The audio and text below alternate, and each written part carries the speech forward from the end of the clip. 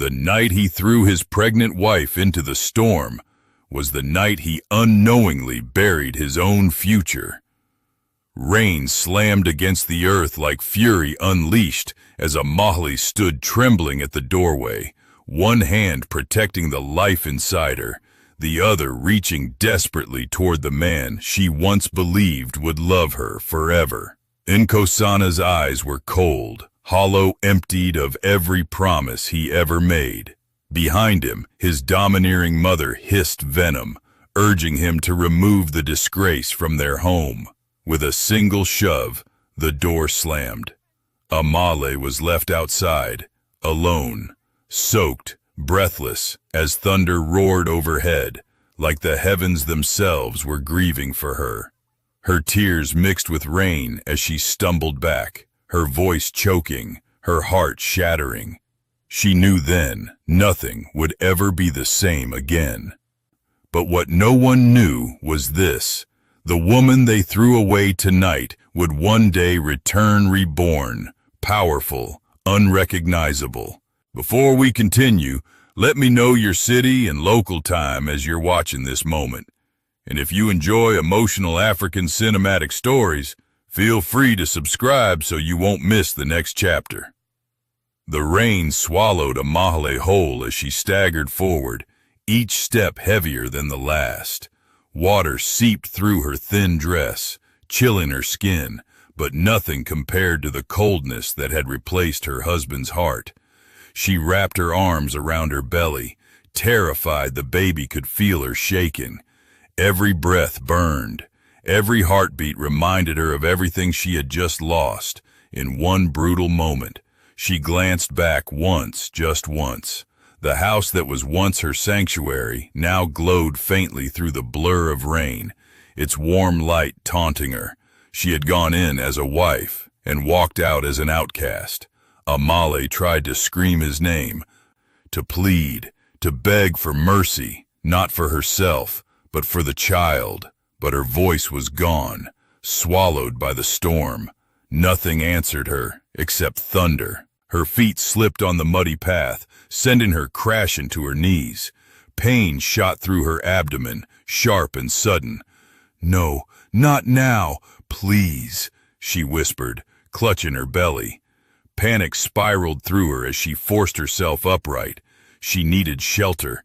She needed warmth. She needed anyone to see her, to help her, to save her child. But the village was quiet. Doors remained closed. Curtains stayed still. Nobody dared challenge Nkosana's family or his mother, Mama Sibongile. Amale had always been too soft, too gentle, too obedient for her own good. At least that was what Mama Sibongile told her daily. Now, those words cut deeper than ever as she realized that no one would come to her aid. Her vision blurred. She blinked the rain away, only to stumble again as dizziness swept over her. For a terrifying moment, she thought she would collapse entirely. But a faint light flickered in the distance, an old lantern swaying near the edge of the village. Someone was awake. Someone might listen. "Help," she croaked as she dragged herself toward the glow. The lantern belonged to an elderly couple, Mr. and Mrs. Tao, who lived on the outskirts, far from village gossip. Their home was small, humble, but always warm. Mr. Tao opened the door just as Amale reached the steps. His eyes widened when he saw her, soaked, trembling, barely standing. "A child of God," he whispered. Come in quickly." Mrs. Tao rushed to wrap a blanket around her, pulling her toward the fire. But the moment warmth hit her skin, Amale's body crumpled. She hadn't realized how close she had been to fainting until now. Mrs. Tao cupped her face gently. "What happened to you, my dear?" Amale opened her mouth, but no words came, only tears, silent, endless. Mr. Tao exchanged a grave look with his wife.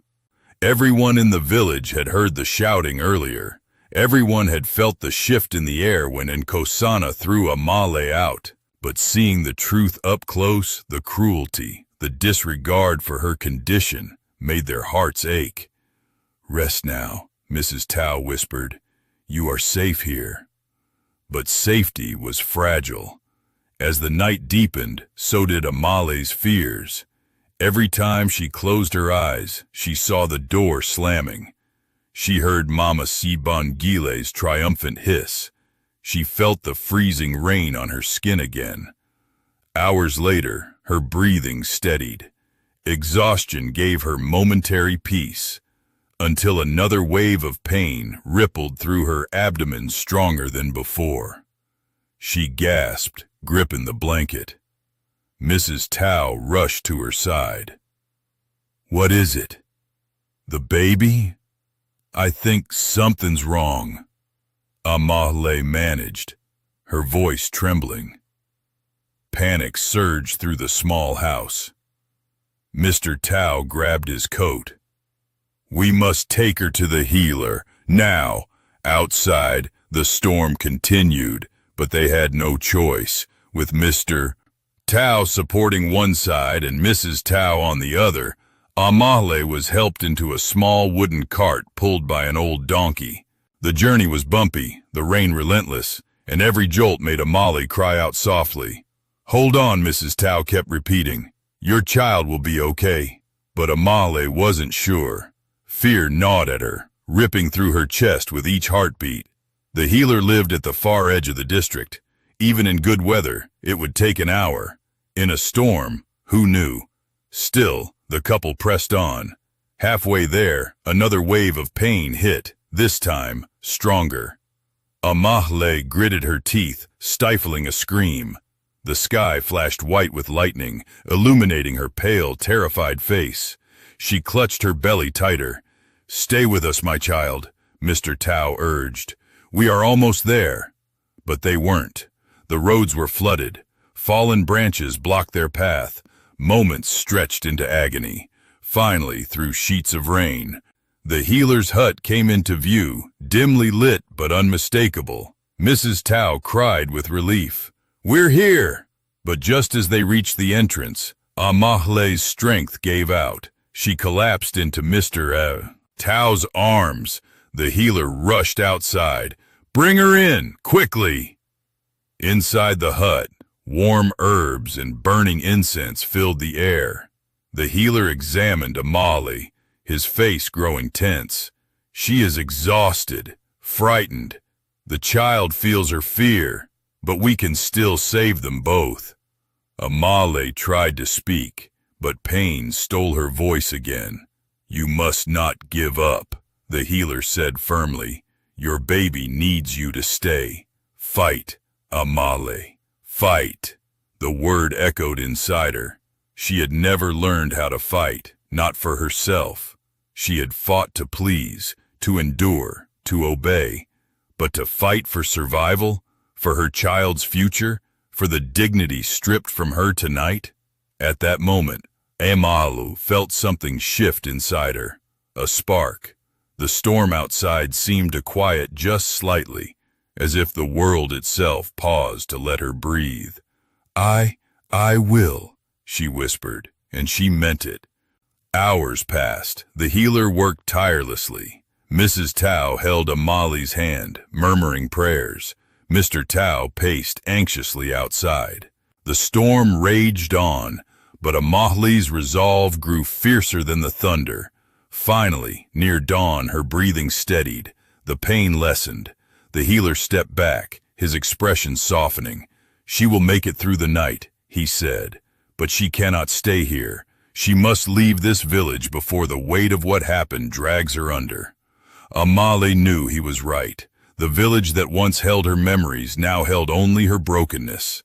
If she stayed, she would never escape Mama Sibangile's cruelty, never rebuild her life, never give her child a chance. I want to go, she murmured, far from here.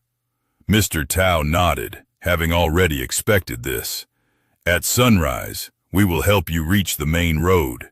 The city is harsh, but it offers new beginnings. A tear escaped Amale's eye, not from grief, but from gratitude. She had lost everything tonight, but maybe, just maybe, she had gained the chance to become someone new. and as dawn peeked over the horizon, blazing gold through the fading storm, Amahla rose slowly to her feet, wrapped in a borrowed shawl, her face pale but determined. She turned one last time toward the village. "I will not come back," she whispered, but destiny had other plans. Morning arrived, with a frail, trembling light that stretched across the soaked earth like a fragile promise. The storm had passed, but its memory clung to everything: the bent trees, the soaked fields, the muddy paths, and most of all, the trembling woman standing at the edge of the healer's compound. Amahle wrapped the shawl tighter around her shoulders as the early chill clung to her. Her belly felt heavy, uneasy, as if the child inside sensed every ripple of fear moving through her. Mrs. Tao approached slowly, carrying a bundle of warm bread and dried fruit. "You must eat," she urged. "Your strength is the baby's strength now." Amahle nodded, though hunger felt like a distant luxury. She took one small bite out of gratitude and forced herself to swallow. Each chew reminded her how fragile she had become. Every part of her ached, her body, her heart, her wounded pride.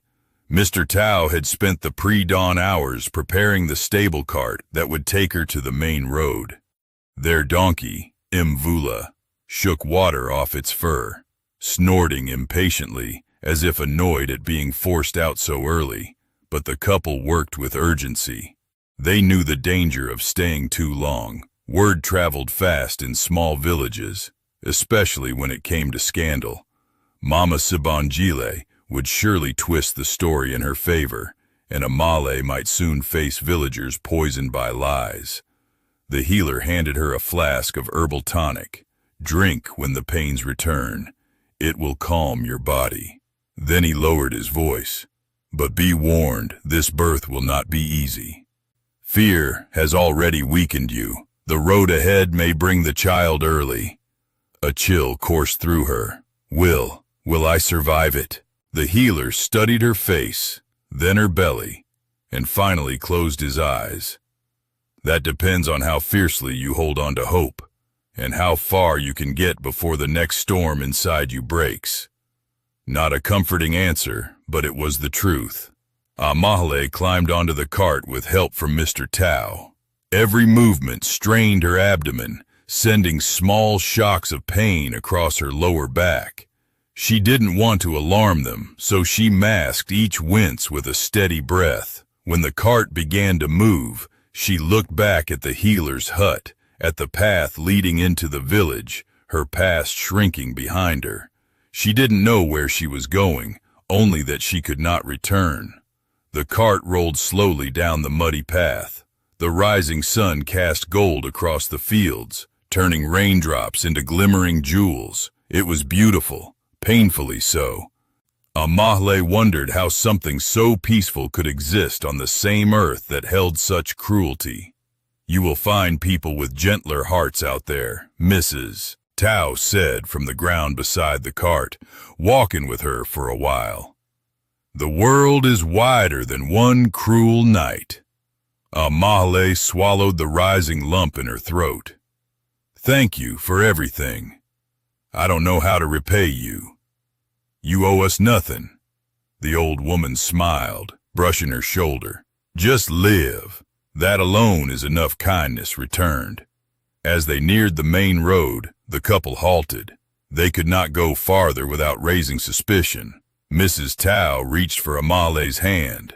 "The bus to the city passes every morning. When it comes, wave it down. They will take you." Amahle nodded, her throat tight. "Will I ever see you again?" "No," Mr. Tao answered softly, "but we will pray for you every sunrise."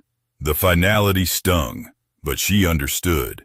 Their kindness had been a fleeting miracle, one she would carry forever.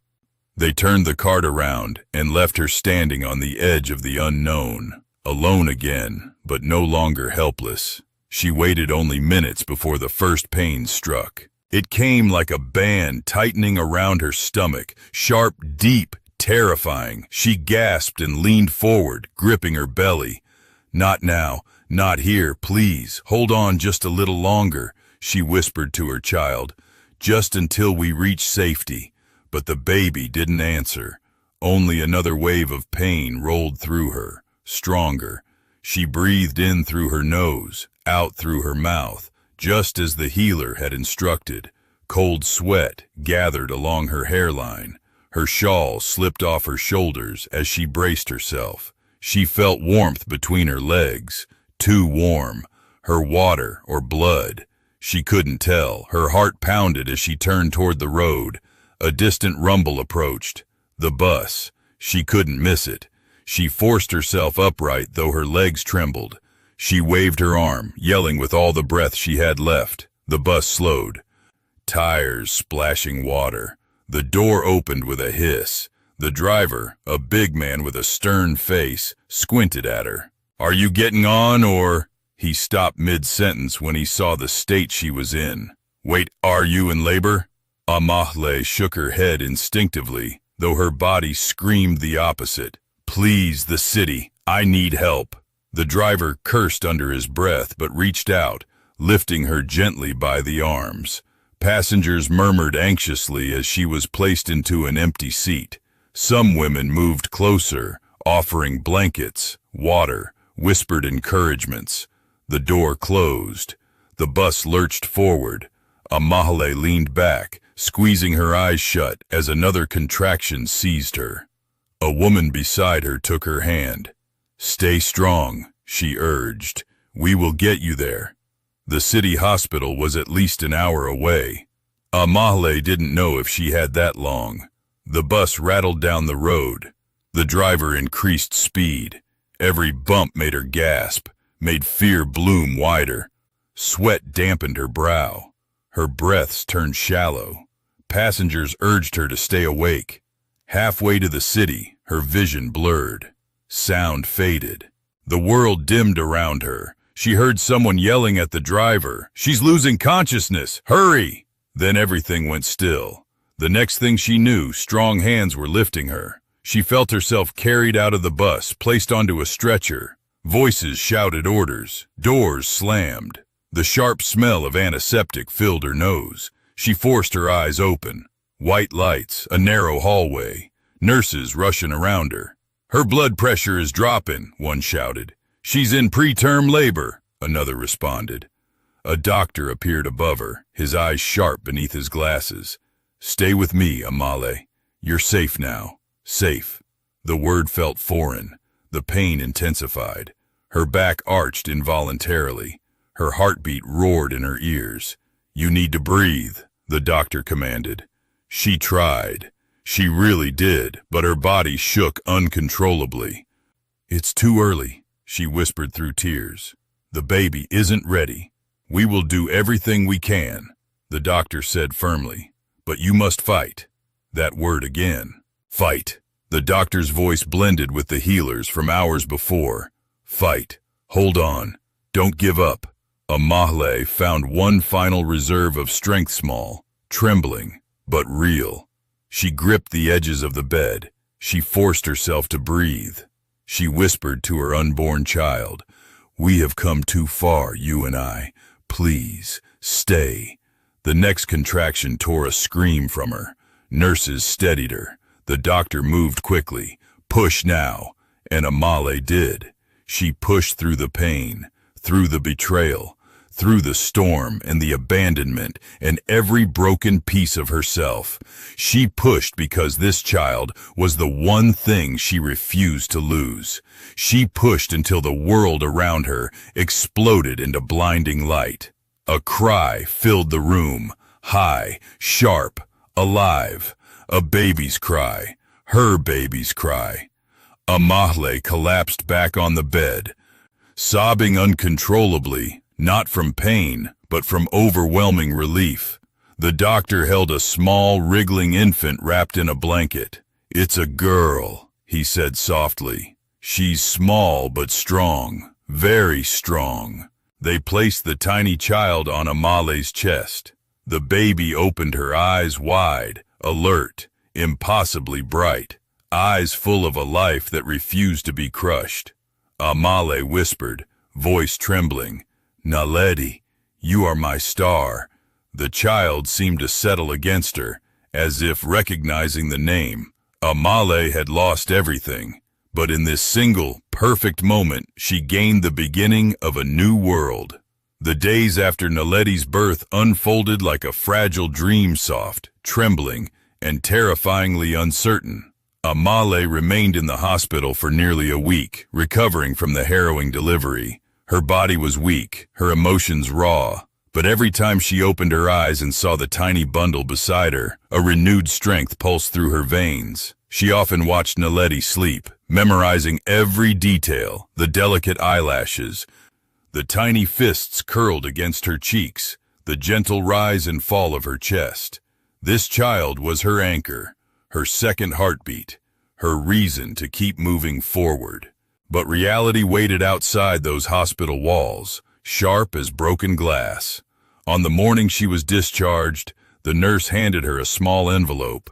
"Your bill," she said gently, knowing the expression that would follow. Amale opened it. The numbers blurred for a moment because tears instantly pooled in her eyes. She had no money, no job, no family support, nothing except the clothes on her back and the newborn wrapped in a borrowed blanket. The nurse saw her trembling hands. "There is a program that helps young mothers who have nowhere to go," she explained. "We can arrange temporary housing, if you're willing." Amale nodded quickly. Pride was a luxury she could no longer afford. Within 2 hours, she found herself in a modest shelter run by a group of volunteers. The rooms were small, the beds thin, the hallways noisy with crying infants, but it was safe, and safety was more precious than gold. Inside the shelter, she met women with stories like hers, abandoned wives, young mothers escaping violence, girls who had run from forced marriages. Their shared pain created an unspoken bond.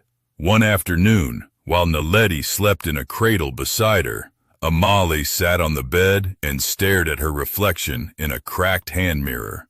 Her eyes were sunken, her hair unkempt, her cheeks hollow from weeks of stress. But there was something else there, something new. A spark the storm had not managed to extinguish. That spark frightened her and fueled her at the same time. The shelter required every resident to contribute by helping with chores. Amale cleaned floors, scrubbed bathrooms, washed laundry, and assisted in the kitchen. Though exhausting, these tasks gave her purpose. Her hands might have been tired, but her spirit stayed focused. For Naledi, she would endure anything, but even the shelter could not house her forever. One evening, the matron, an older woman named Auntie Joyce, sat beside her. "You work hard, you listen, and you don't complain," she said softly. "That tells me you're a fighter." Amale lowered her gaze. "I'm just trying to survive." Auntie Joyce touched her arm. "Survival is the first step, but rebuilding is the real challenge, and that starts with opportunity." Opportunity. The word felt heavy, too big for her trembling hands to hold. "I know someone," Auntie Joyce continued, "a businesswoman in the city. She runs several community centers and hires women like you, women who need a second chance." Amale's heart fluttered with cautious hope. "Do you think she would take me?" "I think she will see your strength before you see it yourself." The next morning, Amale was given a bus pass and directions to a local office. She dressed in the cleanest outfit she had still worn and faded and tied a scarf carefully around her hair. Naledi was left in the shelter's daycare while she traveled. The office was bustling, filled with people seeking help, filing papers, attending workshops. Amale clutched her small bag to her chest as she waited. Minutes felt like hours until a woman in her late 50s stepped out of an office. Her presence was commanding, elegant, but firm. Her gray-streaked braids framed a face marked by wisdom and authority. This was Miriam Kumalo. The moment Miriam's eyes met Amale's, something softened. She gestured her in. "You're the young mother Auntie Joyce spoke of," Miriam said, not as a question, but a certainty. "Yes," Amahle whispered. "My name is Amahle. And your baby?" "Her name is Naledi." Miriam smiled faintly. "A beautiful name. A star." Those words warmed Amahle more than she expected. Miriam gestured for her to sit. "Tell me your story. The truth, not the polite version." It all came pouring out the night she was thrown out. The storm, the Tao couple, the harrowing birth, the shelter. Miriam listened without interruption, her expression unreadable. When Amahle finished, tears silently traced down her cheeks, not out of weakness, but release. Miriam leaned forward. "You have endured horrors that would have broken many. Yet here you sit, asking for work instead of pity. That tells me everything I need to know." Amahle blinked, stunned. "Does that mean you will hire me? I will train you first, then I will hire you. Skills come from learning, but character, real character, comes from surviving." For the first time in what felt like forever, Amahle felt something bloom inside her. Possibility. Training began the next week. She started with simple tasks, sorting files, answering basic phone calls, organizing supplies. But Miriam was strict. Every mistake was corrected sharply. Every success acknowledged only with a nod.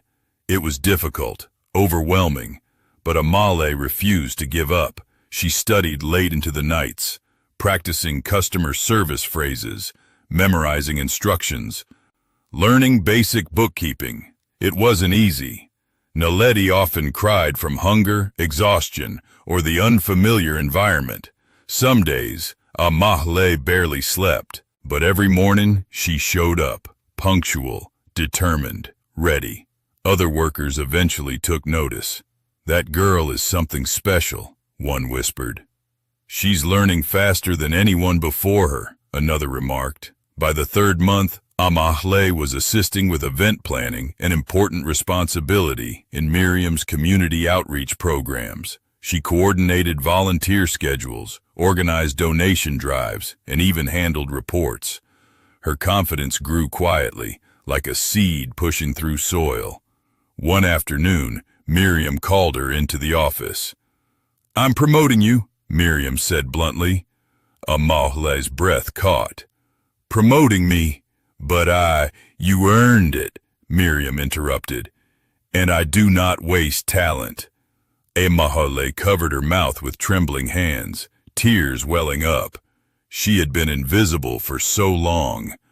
To finally be seen felt overwhelming. "Thank you," she whispered, "for believing in me." "Believe in yourself too," Miriam replied, "because one day you will go farther than you imagine." And she was right. Within a year, Amahle had become Miriam's most trusted assistant. She learned how to manage projects, communicate professionally, coordinate with businesses, and negotiate contracts. She wore clean, confident clothing donated by the center. Her posture changed, her gaze steadier, her walk firmer. The broken girl who had arrived on the bus was transforming. Naledi, meanwhile, grew into a joyful toddler. She ran through the daycare halls laughing, her big bright eyes full of wonder. Everyone adored her. She became a symbol of hope in the center proof that beauty could rise from devastation. One evening, as she watched her daughter draw crooked little stars on paper, Amahle whispered, "We're going to build something better, Naledi, something bigger than the pain we came from." She didn't know how or when, but she believed it. And belief was the seed of change. In the quiet of that small room, holding her daughter in her arms, Amahle made a silent promise. She would give Naledi a future no storm could ever take away. Success never arrives suddenly, it creeps in quietly, step by careful step, until one day you look back and realize you're standing miles from the place where you started. For Amahle, that realization dawned on a morning filled with the soft chatter of office workers and the warm hum of a busy community center. She stood beside the front desk, reviewing a logistics report, when Miriam approached with a calm but purposeful expression. "Walk with me," Miriam said. Whenever Miriam said those 3 words, it meant something important was coming. They stepped into the hallway and moved toward a small meeting room. Sunlight streamed through the windows, casting long golden rectangles across the floor. Miriam closed the door behind them and turned to face Amali. "There's a new opportunity coming," she said. "A government-supported initiative to expand community services. They're offering grants to women who can lead local programs." Amali blinked. "Do you want me to help prepare the paperwork?" Miriam shook her head slowly. "No, child. I want you to apply." The words struck Amali like a physical blow. She stared at Miriam, stunned, speechless. Her hands trembled slightly as she gripped the report. "Me?" she whispered. "But I've only just begun to understand the basics. Tomb not ready for something that big." "Not ready?" Miriam let out a small, amused exhale. "In 1 year, you've learned more than many people learn in 5.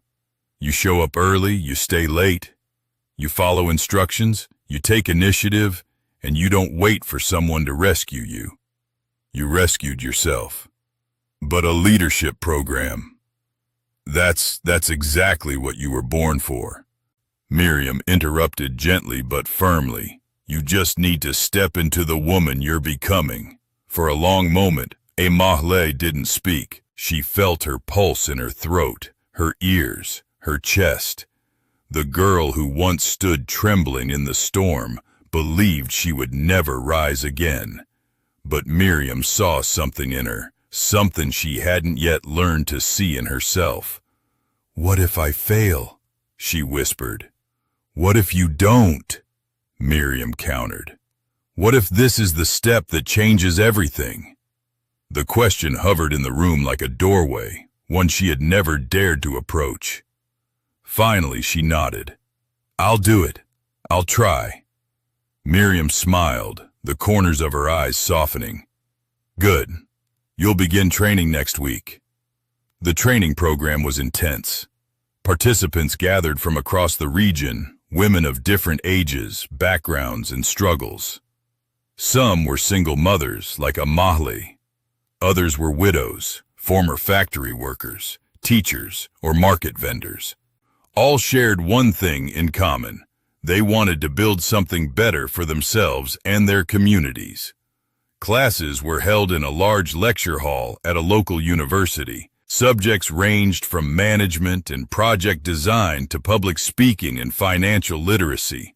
Amali took notes feverishly, filling notebook after notebook with diagrams, formulas, sketches, and ideas. She asked questions. She volunteered for group assignments. She observed carefully, always studying how others led discussions and solved problems. During one public speaking exercise, she stood at the podium shaking. Her voice quivered at first, but as she spoke about the challenges faced by abandoned mothers, something inside her strengthened.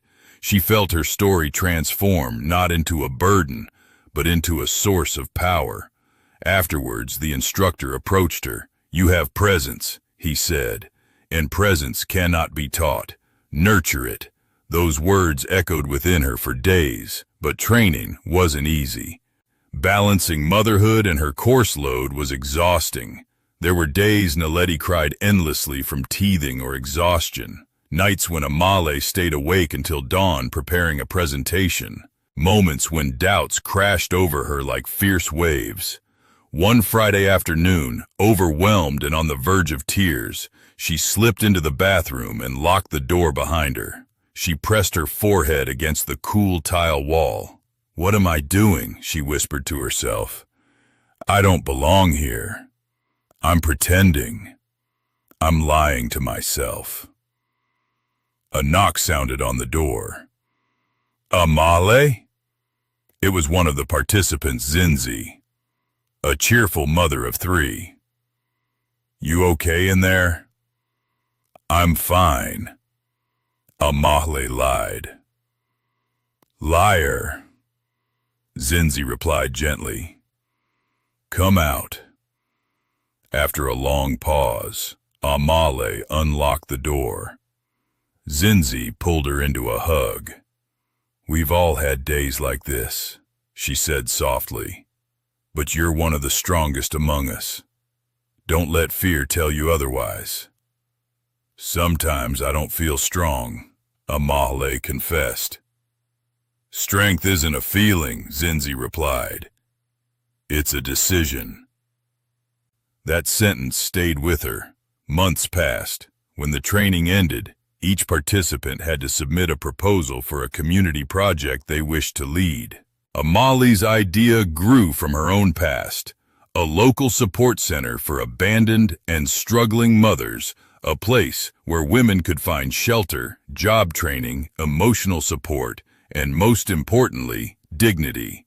She poured her heart into the proposal. She described how different her life might have been if someone had helped her the way the Tao couple and Miriam had. She wrote about the cycle of neglect and shame women faced.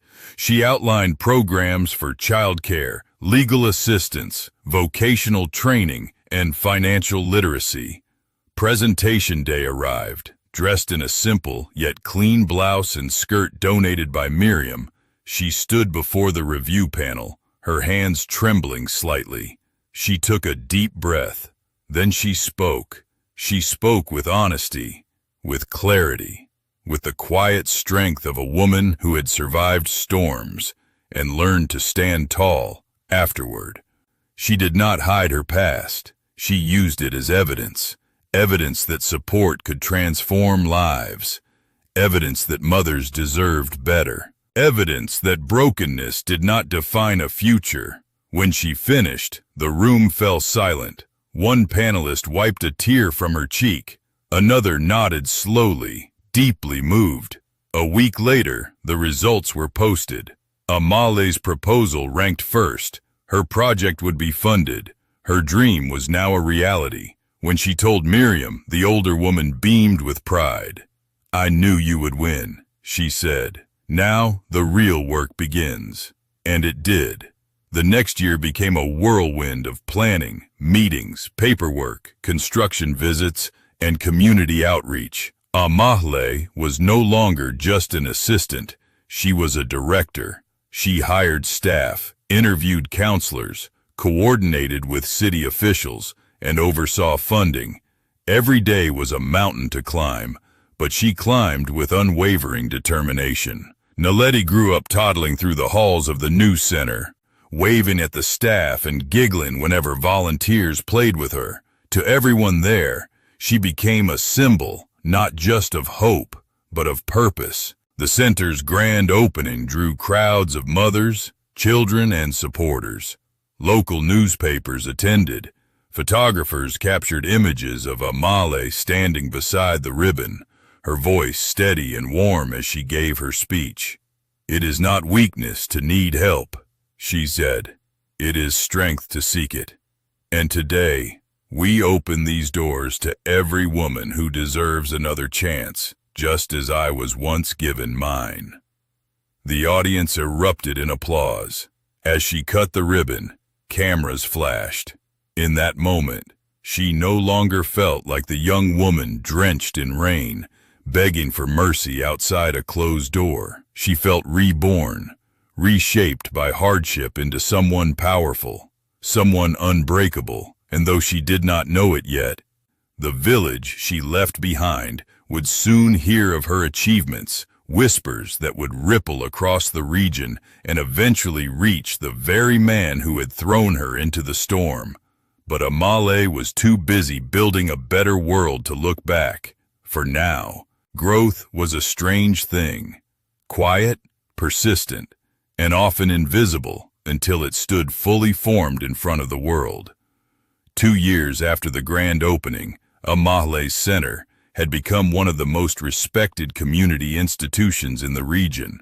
Word spread beyond city borders about the woman who had risen from abandonment to empower hundreds of struggling mothers. Donors visited, journalists wrote articles, volunteers came in waves, Mothers found shelter, hope, and dignity. Children grew in a safe environment, laughter echoing through the spacious halls of the center. And at the heart of all of it stood Ama Leno, longer the fragile girl, who arrived on a bus in tears, but a woman of purpose and poise. Her voice carried authority. Her posture radiated confidence.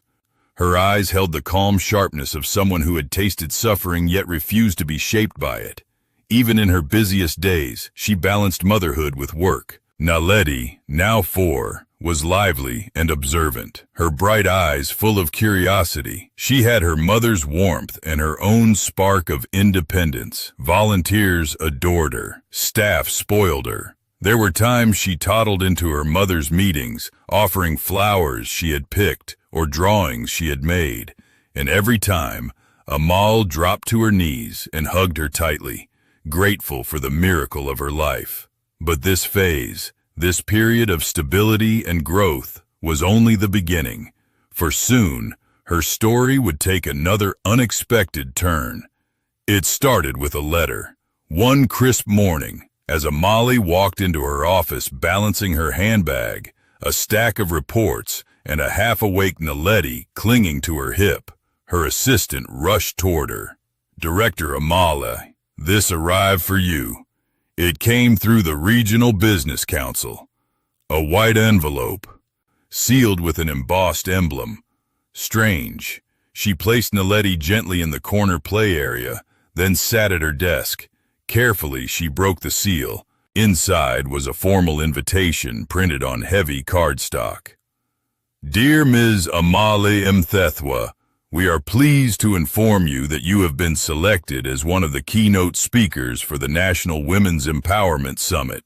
Your work has had transformative impact, and we believe your presence will inspire thousands. Please confirm your attendance." For several seconds, Amahle remained frozen.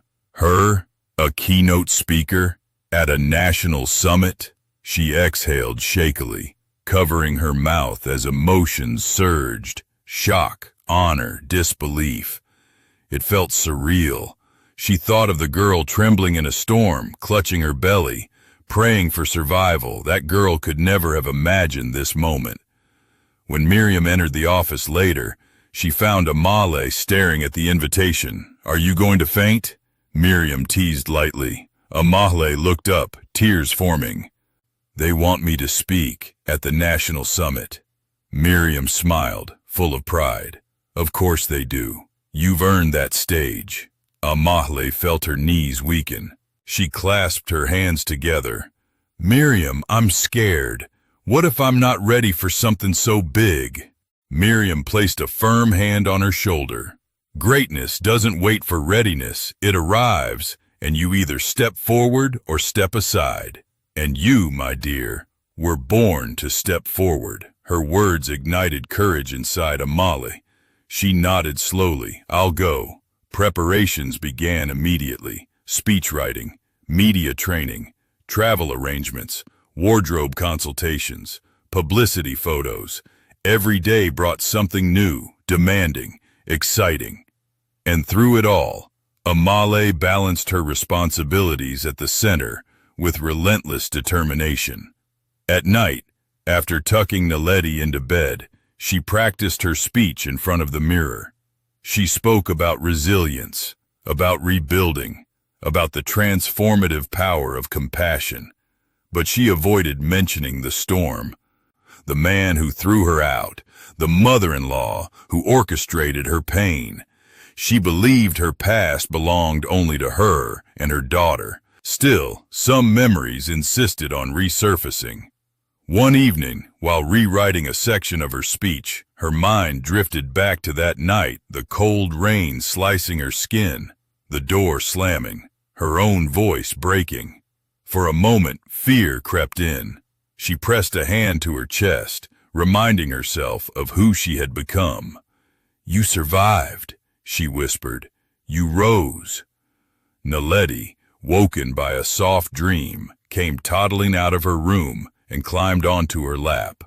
"Mama, why you crying?" Amahle kissed her forehead. Mama's not crying, sweetheart.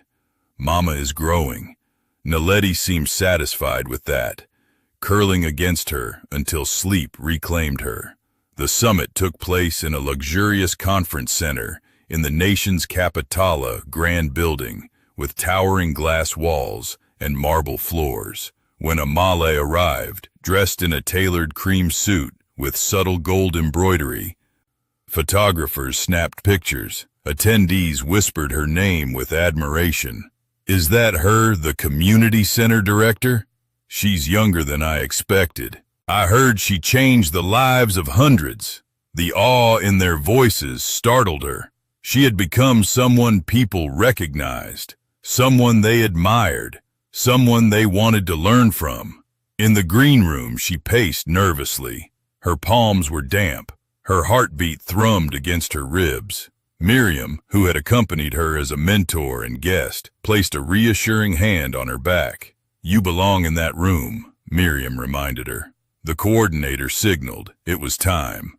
As Amale stepped onto the stage, cheers erupted. The spotlight warmed her skin. She stood behind the podium, scanning the sea of faces. Thousands of women, dignitaries, business leaders, journalists. She took a breath and began.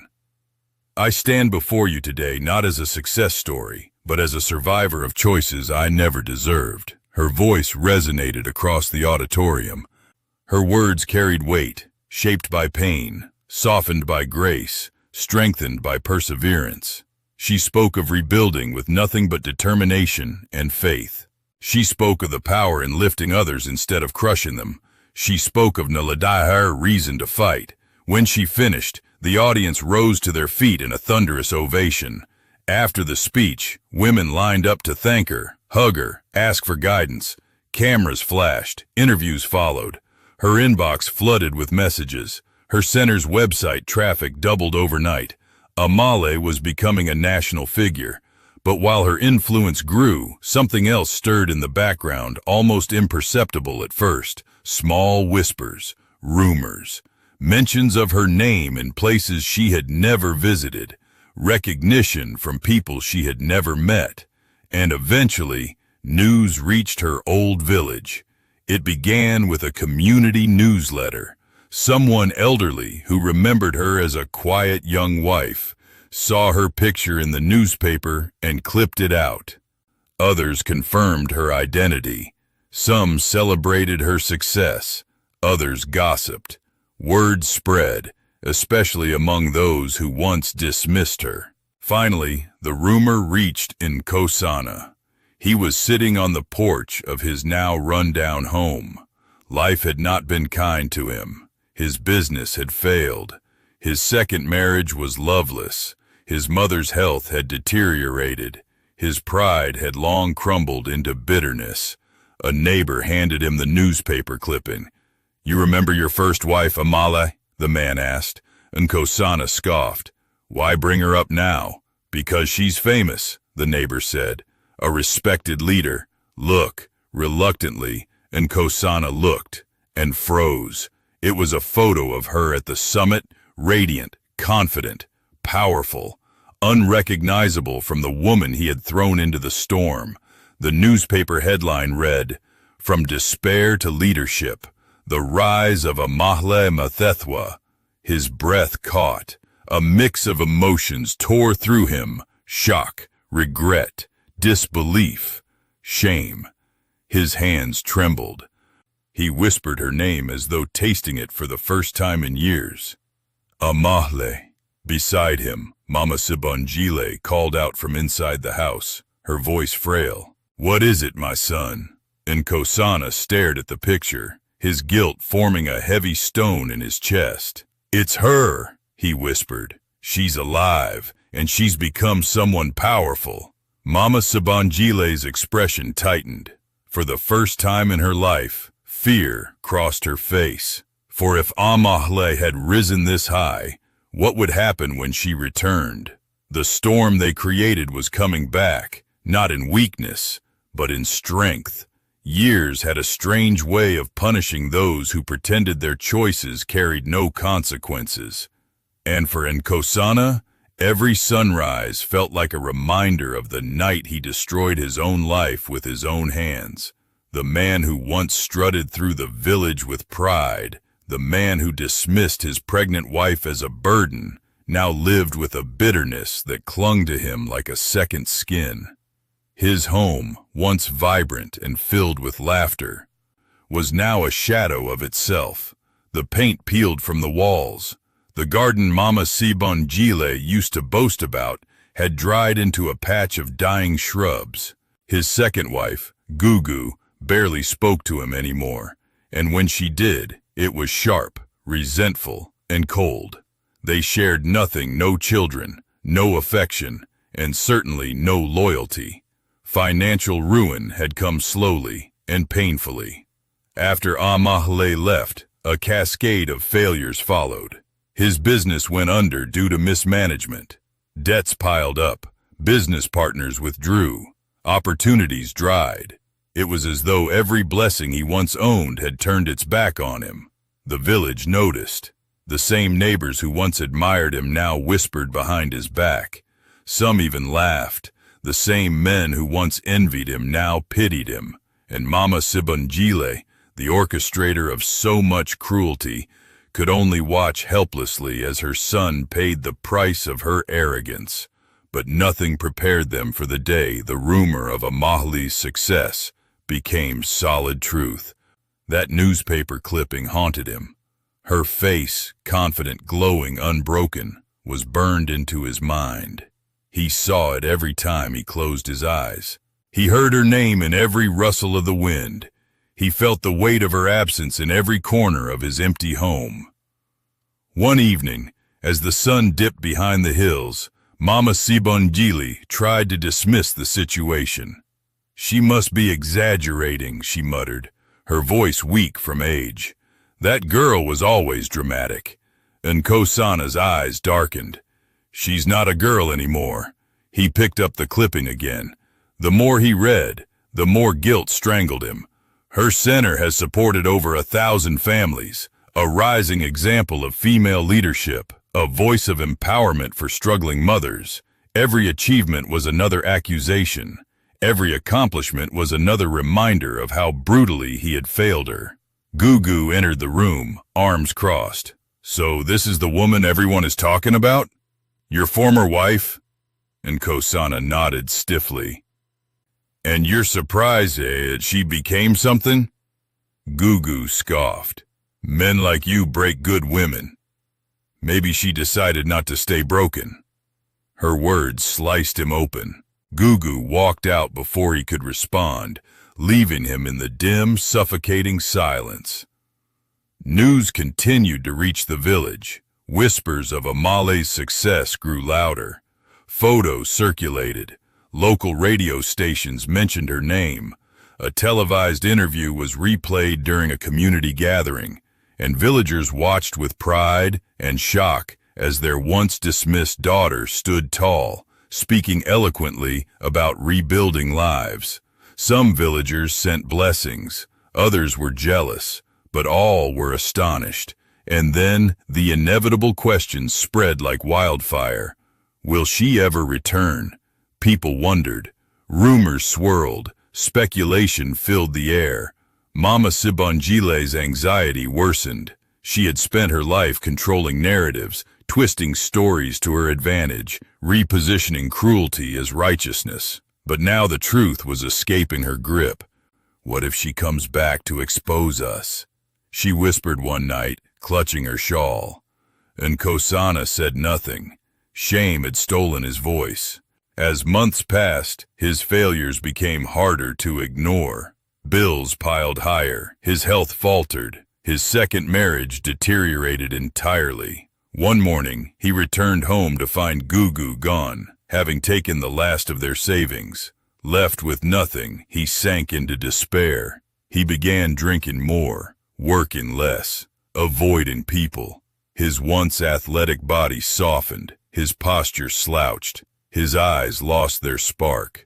The storm outside his home mirrored the storm inside his heart, but the greatest torment lay in his unanswered questions. How could she have survived? How did she rebuild after everything he'd done? What kind of woman had she become now? And the question that haunted him most, did she hate him? He would have understood if she did. One night, restless and unable to sleep, he stepped outside to breathe the cool air. The moon hung high, casting silver across the silent village. He stood in the same spot where he once slammed the door on her. The memory of her voice, begging, trembling, pregnant, returned like a punch to the gut. He whispered into the darkness, "I'm sorry, Amahle." But apologies whispered to the night never reached the people they were meant for. Weeks later, an unexpected visitor arrived at the village council meeting. A city official stood before the board, delivering announcements about regional development initiatives. Toward the end, he mentioned an upcoming event. "We are honored to host a distinguished guest, Ms. Amahle Thethwa, one of the country's leading voices in community empowerment. She will be touring several districts to assess needs and propose improvements." The room erupted in murmurs. "She's coming here, to this village? When? Is it really her?" The official confirmed it. Amahle was scheduled to visit within the next 2 months.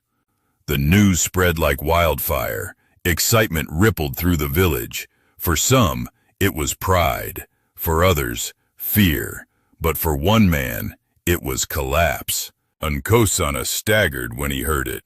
His knees almost buckled. "She's coming back," he whispered, gripping the table. "After all these years, she's coming back." Mama Sabanjili's hands shook so violently that her teacup clattered onto the floor. "She cannot come here. She must not. People will learn the truth. They'll blame us. They should blame us," Nkosana said hollowly. For days he spiraled.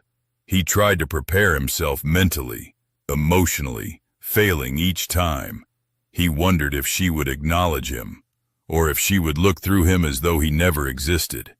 That terrified him more than confrontation.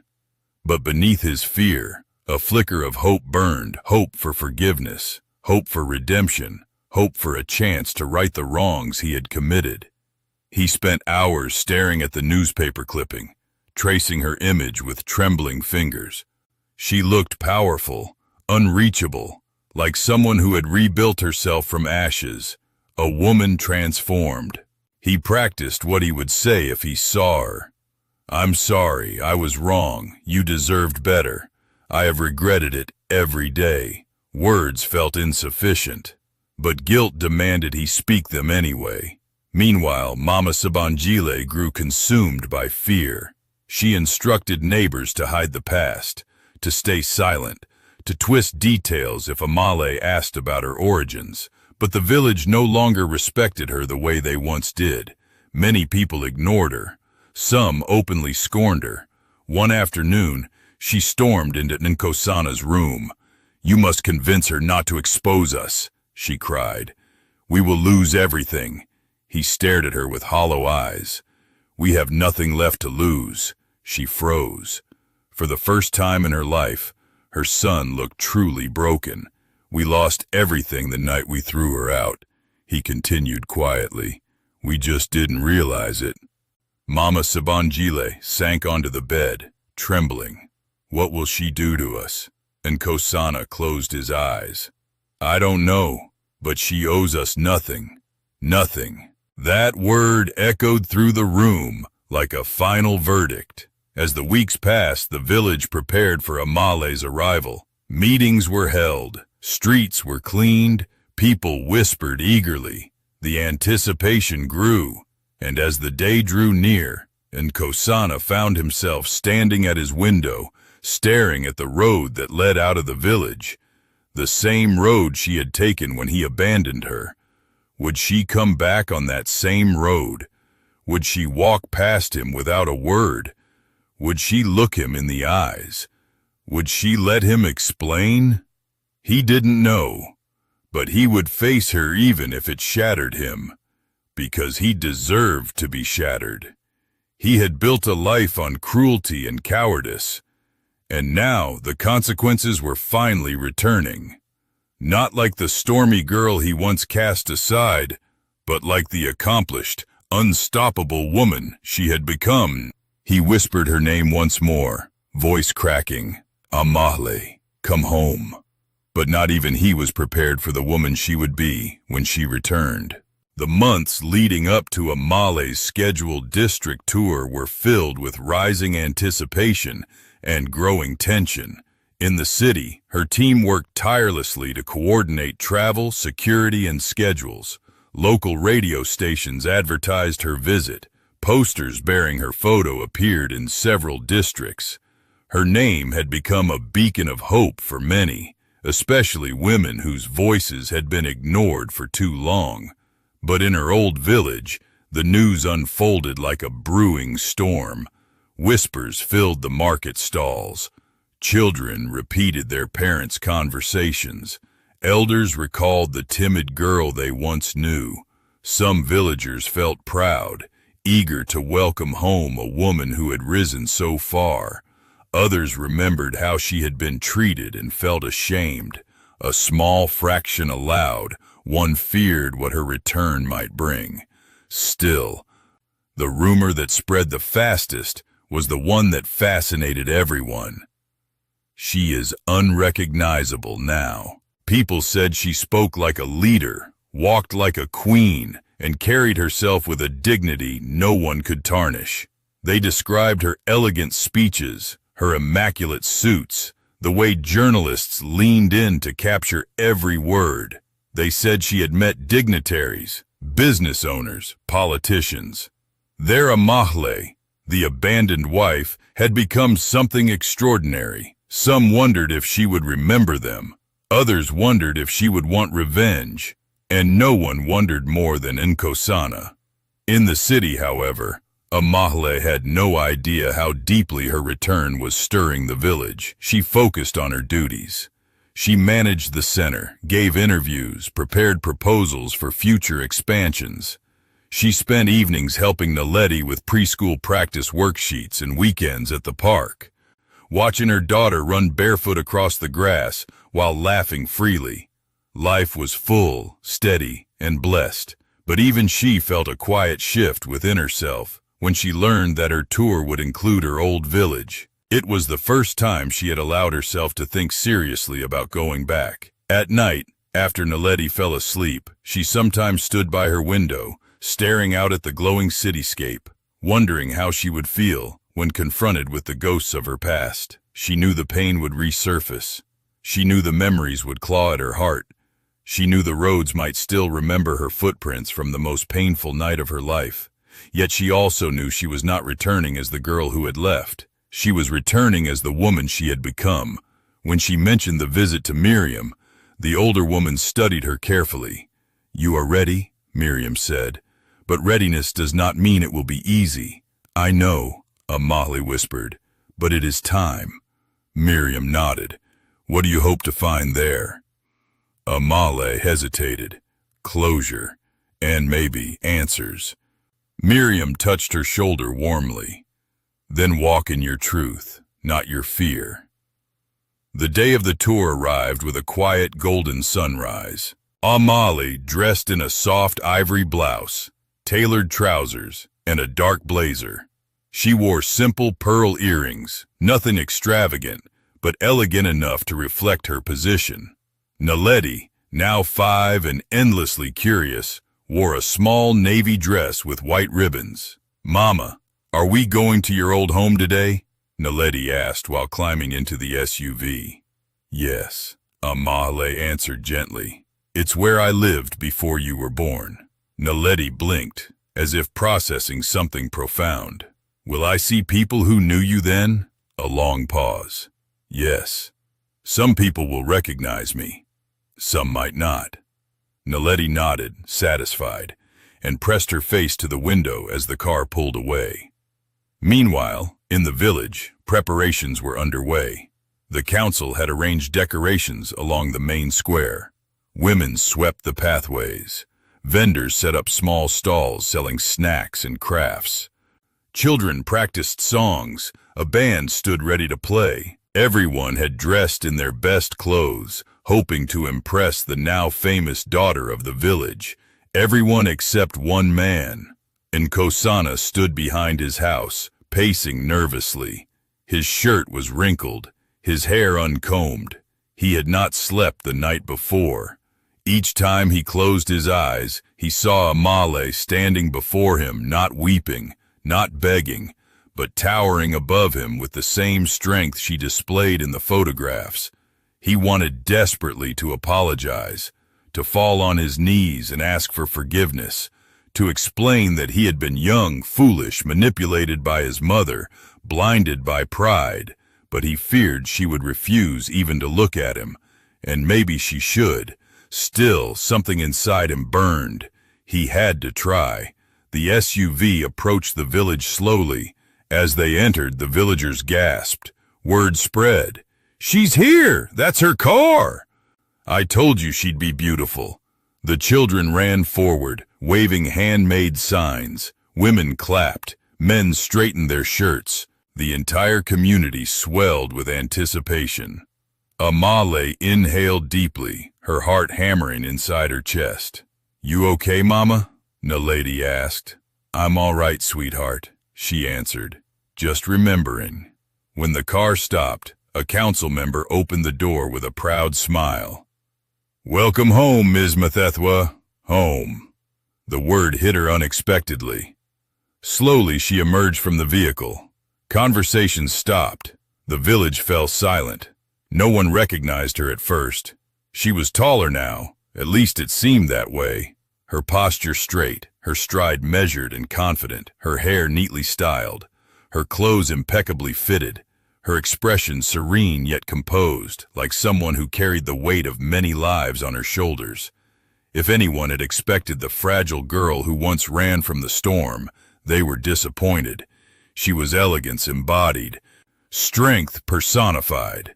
Then one woman gasped, "Is that really Amale?" Whispers spread. Eyes widened. Some mouths fell open. "Yes," another woman whispered. "It's her. It's really her." Women rushed forward, some crying, some embracing her gently, some bowing their heads in respect. Men shook her hand, praising her achievements.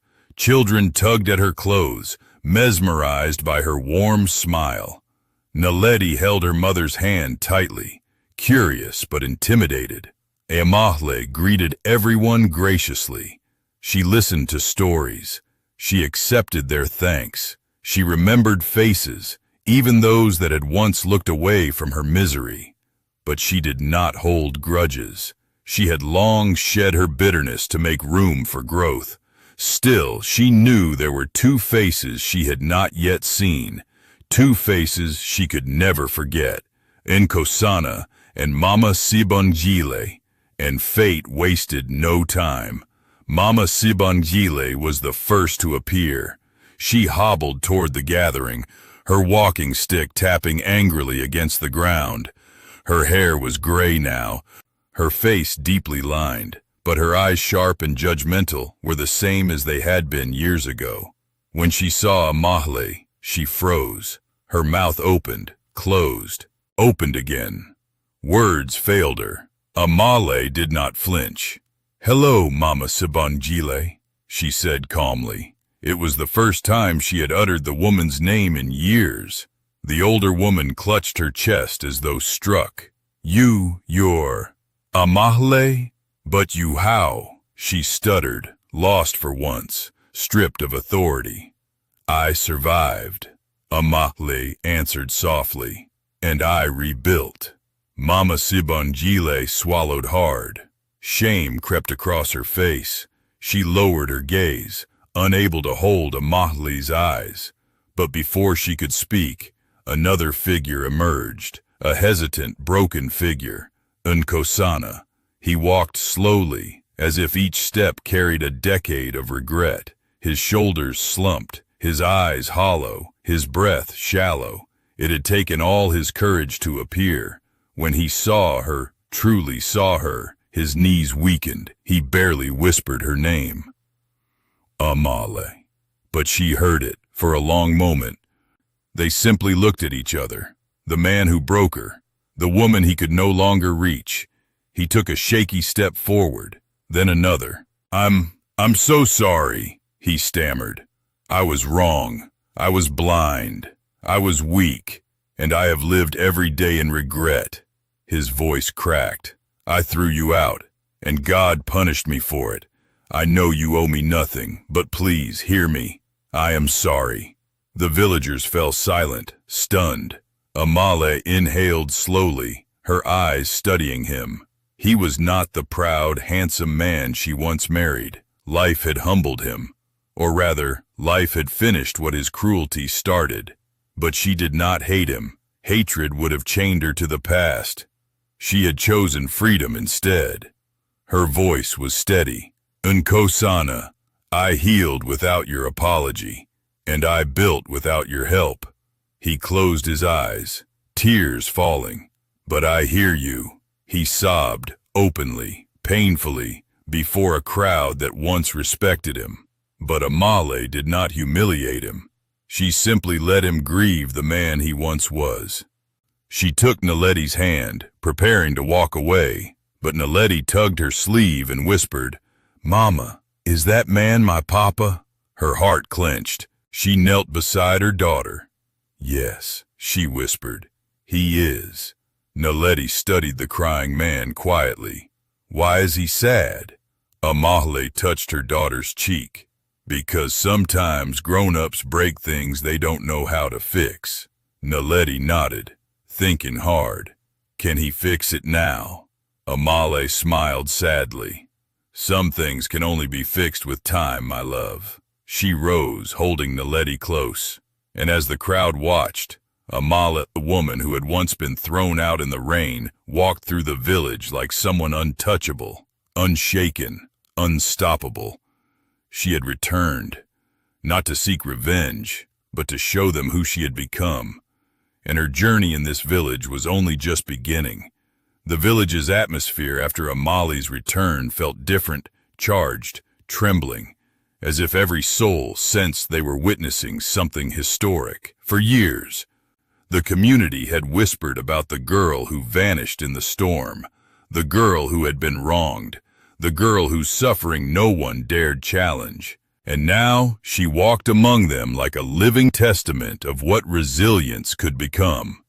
But Amale knew her visit wasn't about nostalgia or old wounds. She was here on official duty touring districts, assessing development gaps, preparing proposals for government funding. Her team was waiting at the community hall. Her agenda was full. Her responsibilities were vast. Yet the emotional weight of her homecoming settled heavily in her chest, and she knew she couldn't continue without composing herself. She excused herself from the gathering with a polite nod and began walking toward the community hall. Naledi skipped ahead, stopping occasionally to inspect flowers or greet passing villagers. Behind them, the murmurs grew louder. She's so poised, she doesn't even look at them with anger. After all they did, to her she's still gracious. And then a voice she recognized asked timidly, Amale, may I speak with you?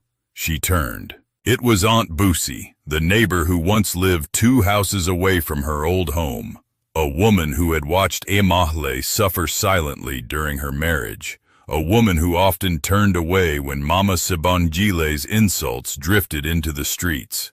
Now her eyes glistened with regret. Amale, Aunt Busi said softly, wringing her hands. I didn't help you back then. I should have. And for all these years, I carried that shame. Amale regarded her with a calm she had earned through fire. Aunt Busi, she replied gently, I don't blame you. Fear kept many people silent. Tears spilled down the older woman's cheeks. You deserve better. I know. Then Amale reached out and embraced her.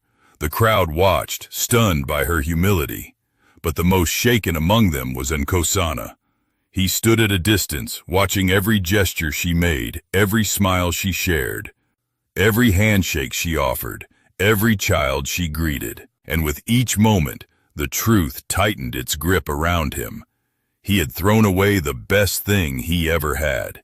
He wasn't sure whether he had the right to speak to her again, but he followed anyway, hovering at the edge of the crowd, desperate but unsure. Once Amale reached the community hall, her team approached with relieved expressions. "Director, we were getting worried," said Lorato, her logistical coordinator. The crowd was overwhelming. Amale smiled faintly. "It's all right. I'm fine. Let's begin the assessment." The team set up charts, surveys, and cameras. Villagers gathered to share their concerns: lack of water access, outdated school facilities, poor maternal health care, limited economic opportunities. As Amale took notes and asked questions, she shifted effortlessly into the role she had mastered: the leader, the advocate, the visionary. The villagers marveled at the woman she had become. "Mama, look!" Naledi called out, holding up a drawing she had made.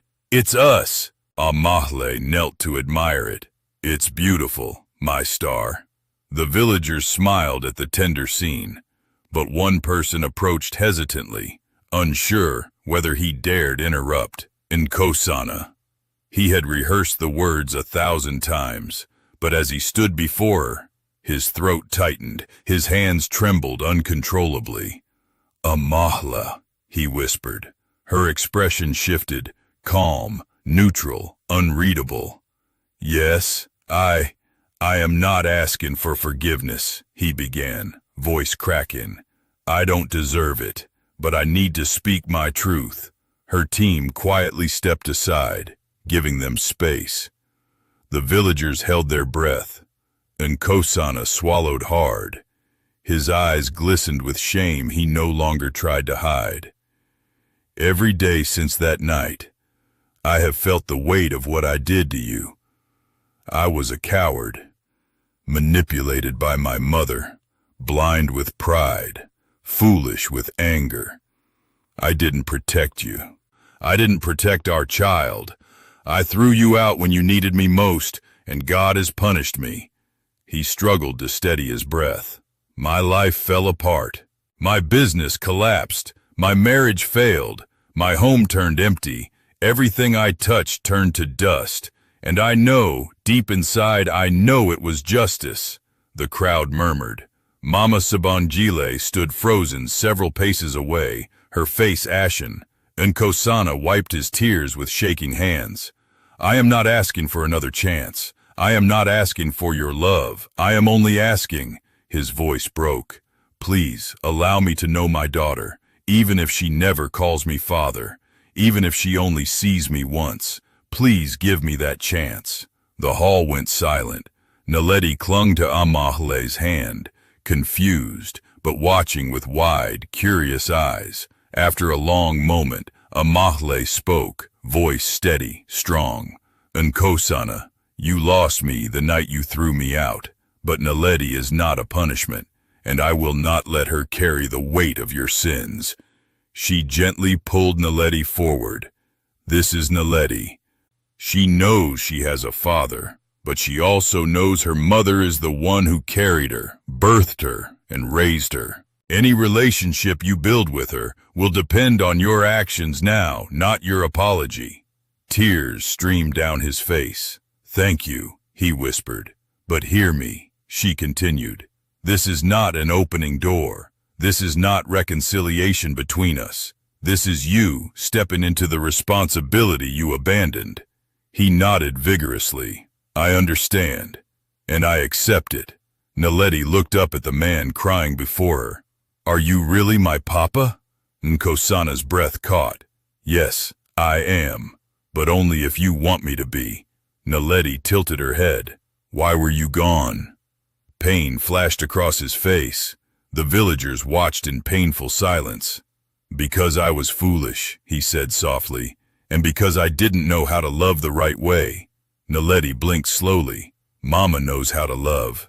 "Yes," he whispered, "she does." Naledi frowned thoughtfully.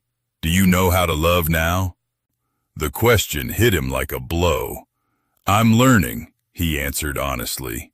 She studied him for a long moment, then stepped closer and touched his hand with her small fingers. "You can try," she said simply. The entire hall exhaled. Some cried, some clapped, some prayed quietly under their breath. Amale watched the exchange with a mixture of sadness, strength, and acceptance. But she wasn't finished. She turned toward the villager, her voice rising with authority. "There is something I want to make clear," she said. "My return to this village is not for revenge.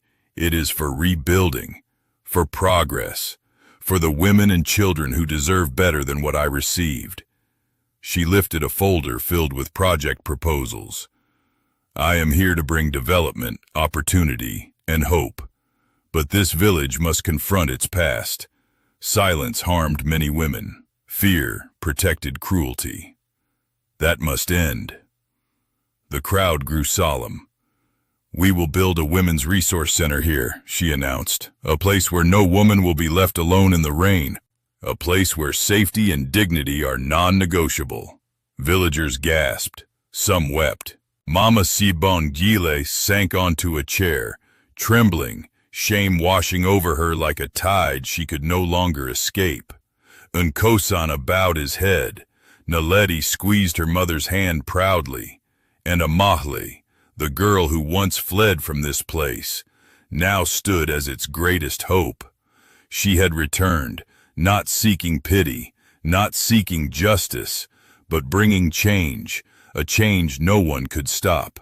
The announcement of the new Women's Resource Center spread across the village faster than any rumor ever had.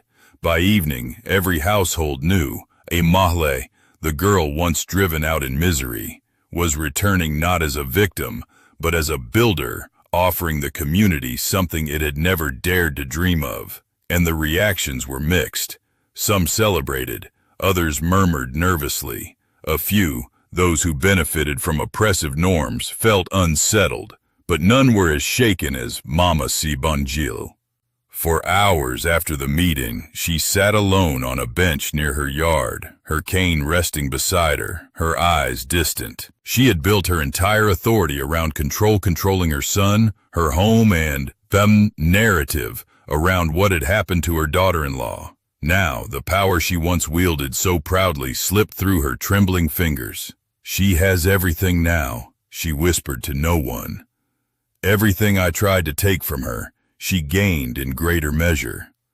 Guilt knotted itself in her throat like an iron fist, and for the first time in her life, she wondered if perhaps she had not been protecting her family all those years. Perhaps she had been destroying it. Meanwhile, Nkosana wandered through the village aimlessly. His mind churned with thoughts like waves in a storm. Seeing Amahle again had cracked him open. Seeing their daughter, bright-eyed, sweet, unguarded, had broken something deeper.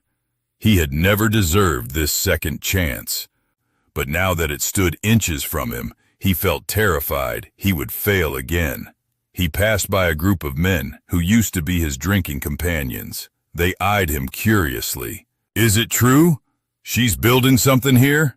one asked. "She's helping you now?" Another laughed bitterly. "That's ironic, considering Nkosana walked away without responding." Their words stung because they were true. He had been cruel. He had been arrogant. And the humiliation he now felt was justified. But even humiliation couldn't quell the spark of determination rising within him. He would not squander the new door his daughter had opened. The next morning, Amahle began her official assessment of the village. Her team had arranged meetings with teachers, nurses, small business owners, and elders. She visited the maternity ward at the clinic, shocked by its condition. She inspected the school, frustrated by broken desks and outdated textbooks. She toured the communal well-week production, faulty pumps. Everywhere she turned, she saw gaps that could be filled, injustices that could be corrected, futures that could be shaped. Her team took photos and notes. Villagers walked with her, sharing concerns they'd buried for years. "Mama Amahle," an elderly woman said, gripping her hands warmly, "your voice carries weight now. Speak for us." "I will," Amahle promised. Naledi followed her mother everywhere, clutching a tiny notebook. She scribbled drawings of broken wells, old buildings, and smiling mothers. Whenever Amahle paused to listen to someone, Naledi stood beside her with her chin raised high, as though assisting her in leadership. At one point, Amahle laughed softly and whispered, "You're becoming my little partner." Naledi beamed. "I'm helping you fix things, Mama." "Yes, my star," Amahle said, kissing her forehead. "You are." But even as she worked tirelessly, there were corners of the village she had avoided, corners where her past whispered, and she knew she couldn't avoid them forever. Late in the afternoon, her steps brought her near the path leading to her former home. She hadn't planned to go that way. She only realized where she was when the familiar outline of the house emerged between the trees. She froze. Naledi looked up. "Mama? Why did you stop?" Amale's throat tightened. She didn't want her daughter to see that place where her heart had been torn apart, where she once begged for mercy, where a door had slammed against her hope. Her team paused behind her, sensing her hesitation.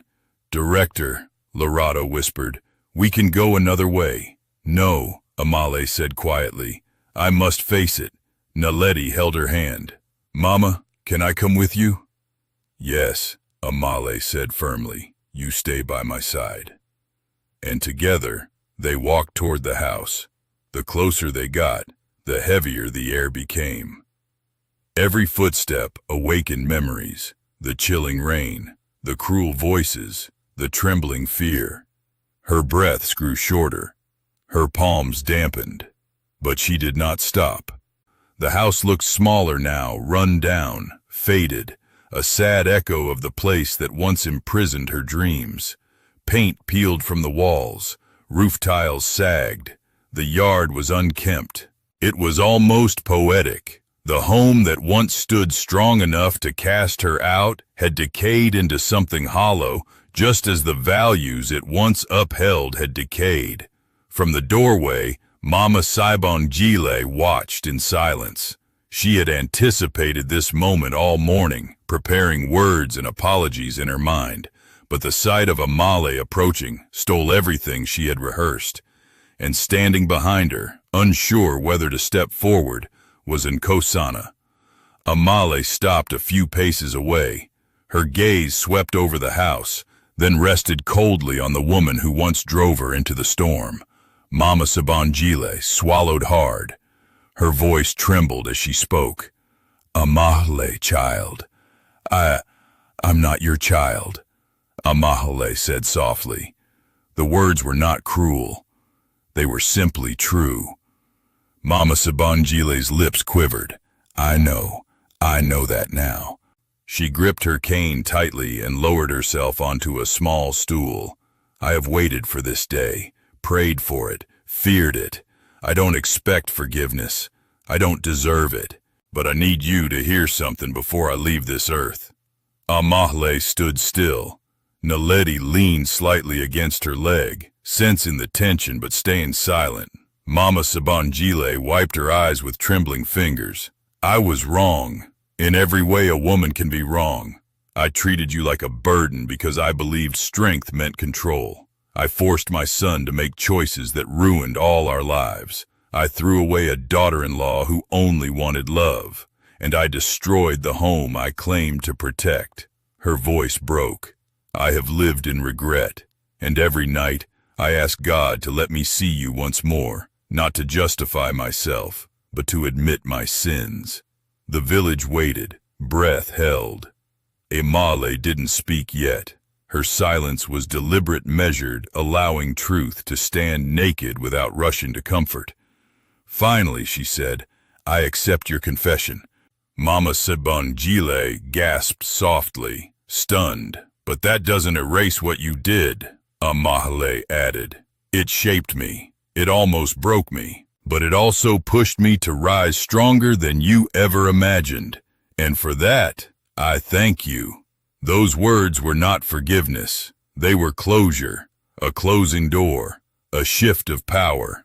Mama Saibongile bowed her head. "You have become more than I ever believed a woman could be, and I was too blind to see your worth." Without another word, she pushed herself to her feet and returned inside, leaving her son alone in the doorway. Nkosana approached slowly, fear in every step. He stared at the ground, unable to meet her eyes. "I don't know how to face you," he whispered. "I don't know how to speak without sounding like a coward again." "You're not the man I knew," Amahle replied. "Life changed you. Consequences changed you." He lifted his gaze. "Do you hate me?" "No," she said simply. "I don't carry hate. It has no place in the life I built." That stunned him more than anger would have. "Can I ask something?" he said hesitantly. She nodded. "Were you happy after you left?" Amahle looked at Naledi, then at the horizon where the sun dipped into gold. "I built happiness for myself," she answered, "brick by brick, day by day. And I found happiness through my daughter, through my work, through people who lifted me instead of breaking me. And I wasn't one of them," he whispered.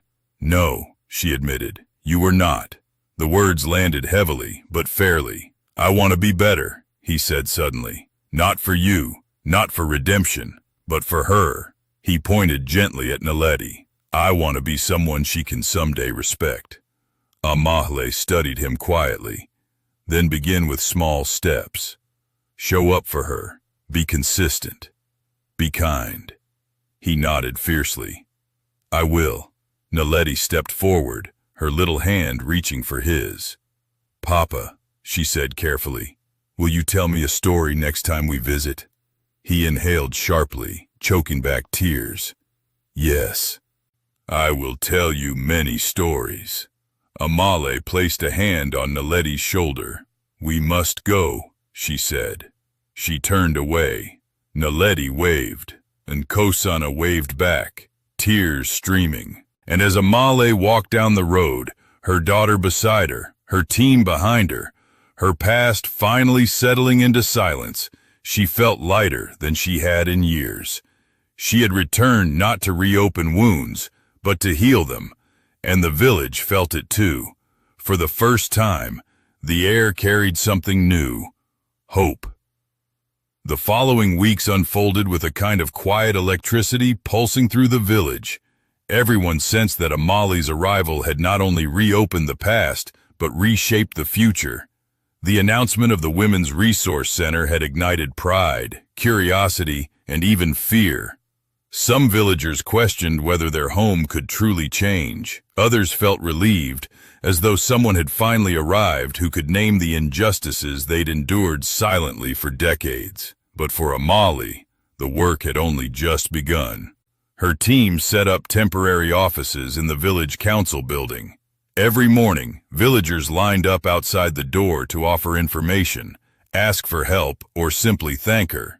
Naledi became a small celebrity, bringing joy to mothers and children who gathered around her tiny notebook of doodles.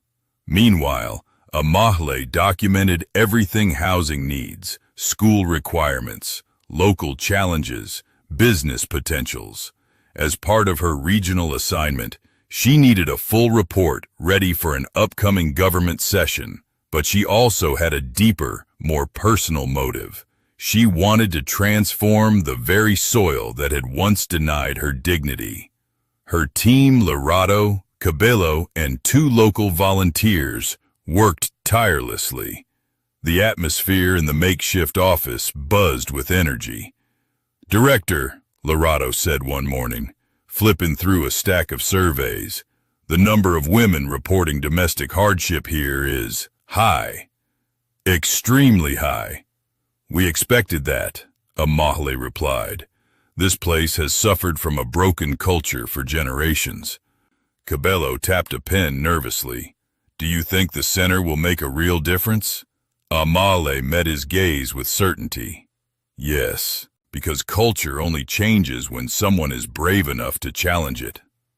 Outside, children played tag. Naledi's laughter drifted through the window. The sound strengthened Amahale's resolve. She would not allow her daughter to inherit a world as cruel as the one she escaped. But emotional closure didn't come simply by facing her past physically. There were still internal storms she hadn't navigated, and some of them surfaced unexpectedly when she walked through the village alone early one evening. She had asked her team to take a break while she reviewed notes at sunset. Naledi played outside with a few local children who adored her. The air smelled of warm earth and wood fire. Birds fluttered between thick branches. Amale wandered toward the old stone bridge near the river, the same spot where she used to cry silently after being scolded by her mother-in-law. The same place where she once dreamed of a future far from the suffocating expectations of her marriage. Standing there now felt surreal. She leaned on the wooden railing, watching the sun's orange reflection ripple across the water. Her mind drifted back to the version of herself who once stood here trembling. That girl felt unloved, unseen, small, yet the woman standing here now carried an entire movement behind her. She carried voices, hopes, generations of stories. She carried her daughter's future. "You've grown," she whispered to her reflection in the water. A soft crunch of footsteps behind her made her turn slightly. "I'm sorry," said a quiet voice. "I didn't mean to disturb you." It was Thobeka, a woman around Amali's age, whom she remembered faintly from church gatherings years ago. Back then, Thobeka had been quiet and withdrawn. Now she looked older, wearier, with sadness in her eyes. "You're not disturbing me," Amale replied gently. "Are you all right?" Thobeka hesitated before speaking. "I wanted to talk to you privately." "Of course." Thobeka took a shaky breath. "When you left, I wanted to help you, but I was scared of your mother-in-law. She had power over everyone, over the men, the elders, the laws, and I watched you suffer. I watched you walk alone in the rain, and I did nothing." Her voice cracked. "And now, I see you return stronger than anyone imagined, and I want to change too. I want to leave my husband. He treats me like property. He has for years." Amahle felt her chest tighten in sympathy. "I'm sorry. Truly. Is there a place for people like me in what you're building?" Amahle placed a hand on her shoulder. "There is a place for every woman who wants to reclaim her life. You will not walk alone." Tears streamed down Thobeka's face. "Thank you. I needed to hear that." When they embraced, it felt like a small wound being stitched closed, not just for Thobeka, but for the younger version of Amahle too. Later that night, the village hosted a small community dinner to welcome her formally. Long wooden tables filled the square. Women brought pots of stew and freshly baked bread. Children danced. Men played drums. Lanterns flickered like scattered fireflies. It was the first time in years the village felt united, and Amale couldn't help but smile. As she and Naledi moved through the crowd, people started calling out, "Welcome home, sister! Bless you, Mama Amale! You inspire us!" Her heart warmed, but beneath the joy, she noticed a familiar figure standing alone near the back watching from a distance. Nkosana. He didn't approach. He didn't wave. He stood with his hands clasped behind him, unsure if he belonged in the space where she was celebrated. Naledi tugged Amale's sleeve. "Mama, Papa is standing alone." Amale followed her daughter's gaze. Their eyes met across the square. Something in Nkosana's expression softened, something humble, broken, and painfully human. "You may say hello if you want," Amahle told her daughter. Naledi looked up. "Will you come too?" Amahle hesitated, then nodded. "Yes." They walked across the square. Conversations quieted subtly as villagers watched. When they reached him, Nkosana bent down slightly. "Hello, Naledi." Naledi smiled shyly. "Why are you alone?" "I don't know where I fit," he admitted softly, glancing at Amale. Naledi reached for his hand and took it gently. You can fit with me. His breath hitched. Thank you, little one. The simplicity of a child's acceptance cut deeper than any judgment. Amale spoke quietly. You're welcome to join the dinner. He shook his head. I don't want to overshadow your moment.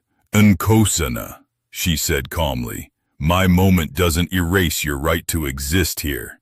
He blinked in surprise. Come eat, Naledi insisted. Mama won't be mad. A small laugh escaped him, a sound rusted from years of disuse. All right, just for a few minutes. Naledi pulled him toward the tables. Amale followed, walking slowly, watching the man she once knew try to re-enter a world he had helped fracture. Some villagers frowned at him, others whispered, but many watched with cautious forgiveness. During the dinner, he didn't sit too close. He kept his head low, but he spoke gently to Naledi, helping her pour juice, telling her small stories about when he was a child in the same village. Amale observed quietly. He was trying, and that mattered. The next day, Amale visited the school with her team. The principal, a weary woman with kind eyes, showed her cracked walls, outdated books, and a leaking roof. Children squeezed into small desks, sharing pencils. Many walked miles daily just to attend classes. We do our best, the principal said, but we lack funding and hope. You'll have both, Amahale promised. She spoke to the children afterward. Naledi jumped in with excitement, showing the kids her drawings. The children laughed, amazed that someone so important had such a playful little girl. On the way back to the hall, Amale spotted another familiar face, Aunt Thandi, who had once helped her grind mealie during her early marriage days. The woman clutched her hands together. Child, she said, you've returned brighter than the sun. Amale smiled warmly. I'm grateful to be here. Aunt Thandi lowered her voice. If your center is built, I will volunteer. I want to help young girls avoid what you endured.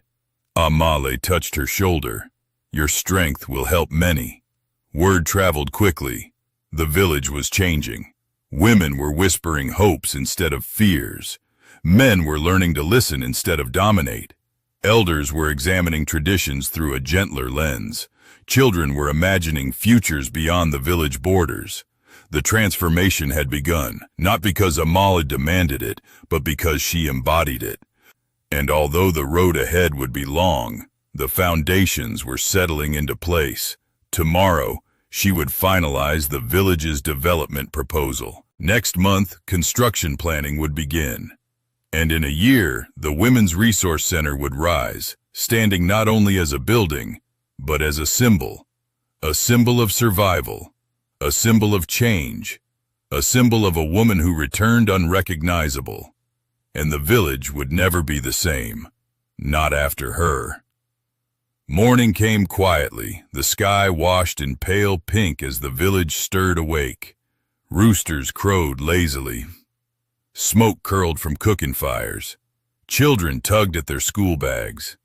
And in the council building where Amale and her team had set up their temporary headquarters, the air buzzed with preparation. Today would be the final assessment day before Amale presented the village's full development proposal to the district board. She arrived early, carrying a fresh stack of notes, her expression calm but sharpened with focus. Naledi followed her, yawning adorably, clutching a small stuffed lion she insisted on bringing everywhere. Morning, team, Amale greeted as she entered. Director, Lorado said, straightening a pile of documents. We're almost ready. We just need your final verification. Cabello held out a tablet. We've compiled the water infrastructure issues, school facility shortages, and maternal care data. But there's one more section you asked for, personal histories from women in the village. Amahale nodded. Good. Those stories must be included. Change doesn't happen from statistics alone. It happens when human voices break the silence. She sat down, reviewing the findings. Each story hit her like a soft, painful echo of her own past wives silenced by domineering husbands, girls pulled out of school to work in fields, pregnant women denied medical help because their suffering was normalized. Across the room, Naledi drew stars on a piece of paper. Occasionally, she looked up and smiled at her mother, small reminders of joy in a world that had once felt void of it. After a few minutes, Lorato approached cautiously. "Director, there's something else." Amale looked up. "We've received multiple requests from villagers asking if you can host a community Q&A tonight. They want to speak with you directly about hopes, about fears, about misunderstandings." Amale leaned back thoughtfully. "If the community wants to talk, then we must make space for them. Yes, schedule it for this evening." Lorato smiled. Already on it. By midday, Amale continued her assessment rounds. She visited the homes of widows, spoke with young mothers holding infants, listened to teenage girls who wanted scholarships.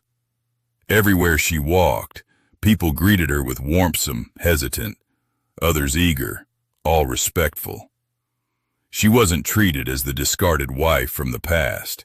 She was seen as a leader, a beacon, someone who understood their struggles because she had lived them.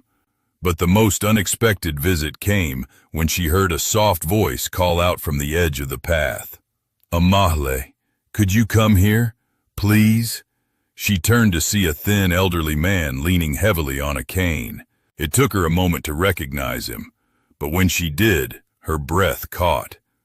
It was Baba Thembathe village's oldest, once a respected elder, now aged and weary. He had been one of the men who sided with Mama Sibangile years ago, refusing to intervene when Amale cried for help. He approached slowly, remorse heavy in his steps. "Child," he said quietly, "I wronged you, I judged you, I failed you when you needed protection." Amale held her breath. She didn't expect this. "You were young, and I should have defended you. But I allowed the loudest voices to guide me. I ask for your forgiveness, not because I deserve it, but because it is the truth I must speak before I die." There was sincerity in his voice, raw and trembling. Amale nodded gently.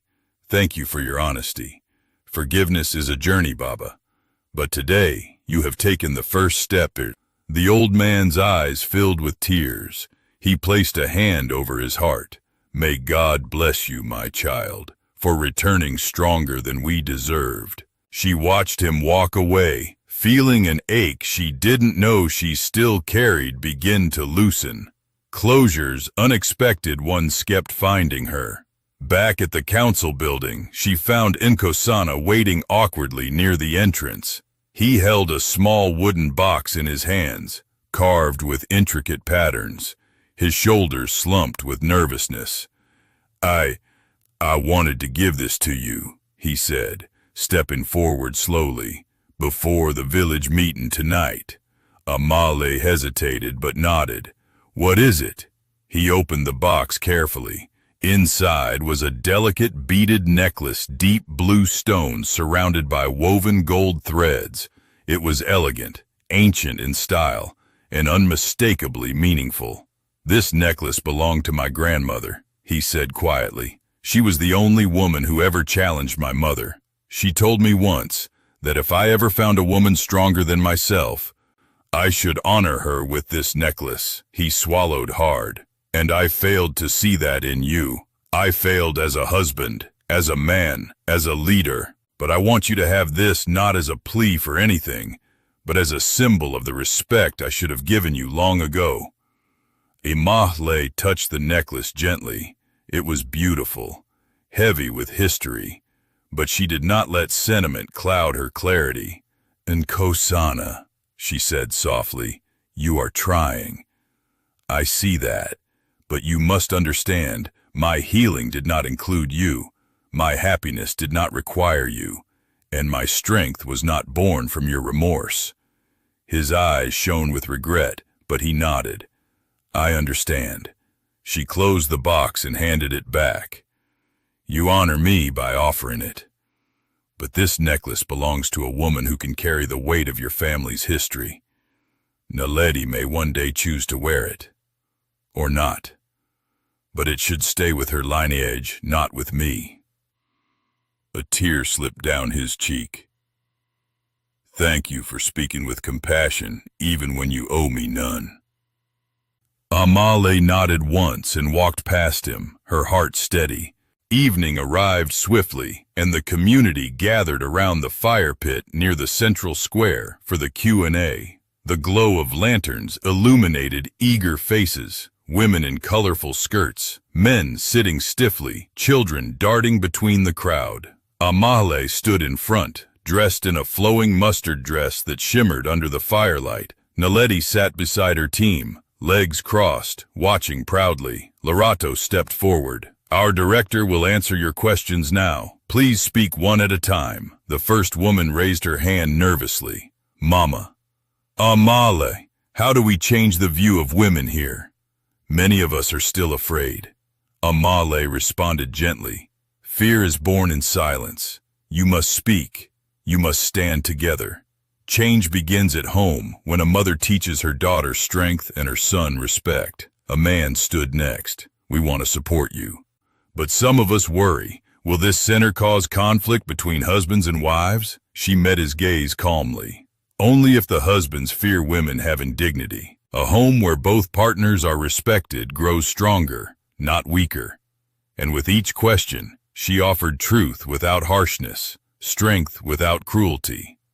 But then one question came that silenced the crowd. A teenage girl stepped forward, thin, timid, clutching her hands. "Mama." "Amale," she whispered. "What if someone forced you to choose between staying somewhere you're unloved or leaving everything behind? How did you decide?" The question cut deep. The girl's eyes were the same eyes Amale once saw in the mirror. She knelt so she was level with the girl. "I chose myself," she said softly, "and I chose the life growing inside me. Sometimes leaving isn't abandonment, it's survival, and survival is never selfish." The girl nodded slowly, wiping tears. The crowd murmured, comforted by her words. When the meeting ended, people lingered, reluctant to leave.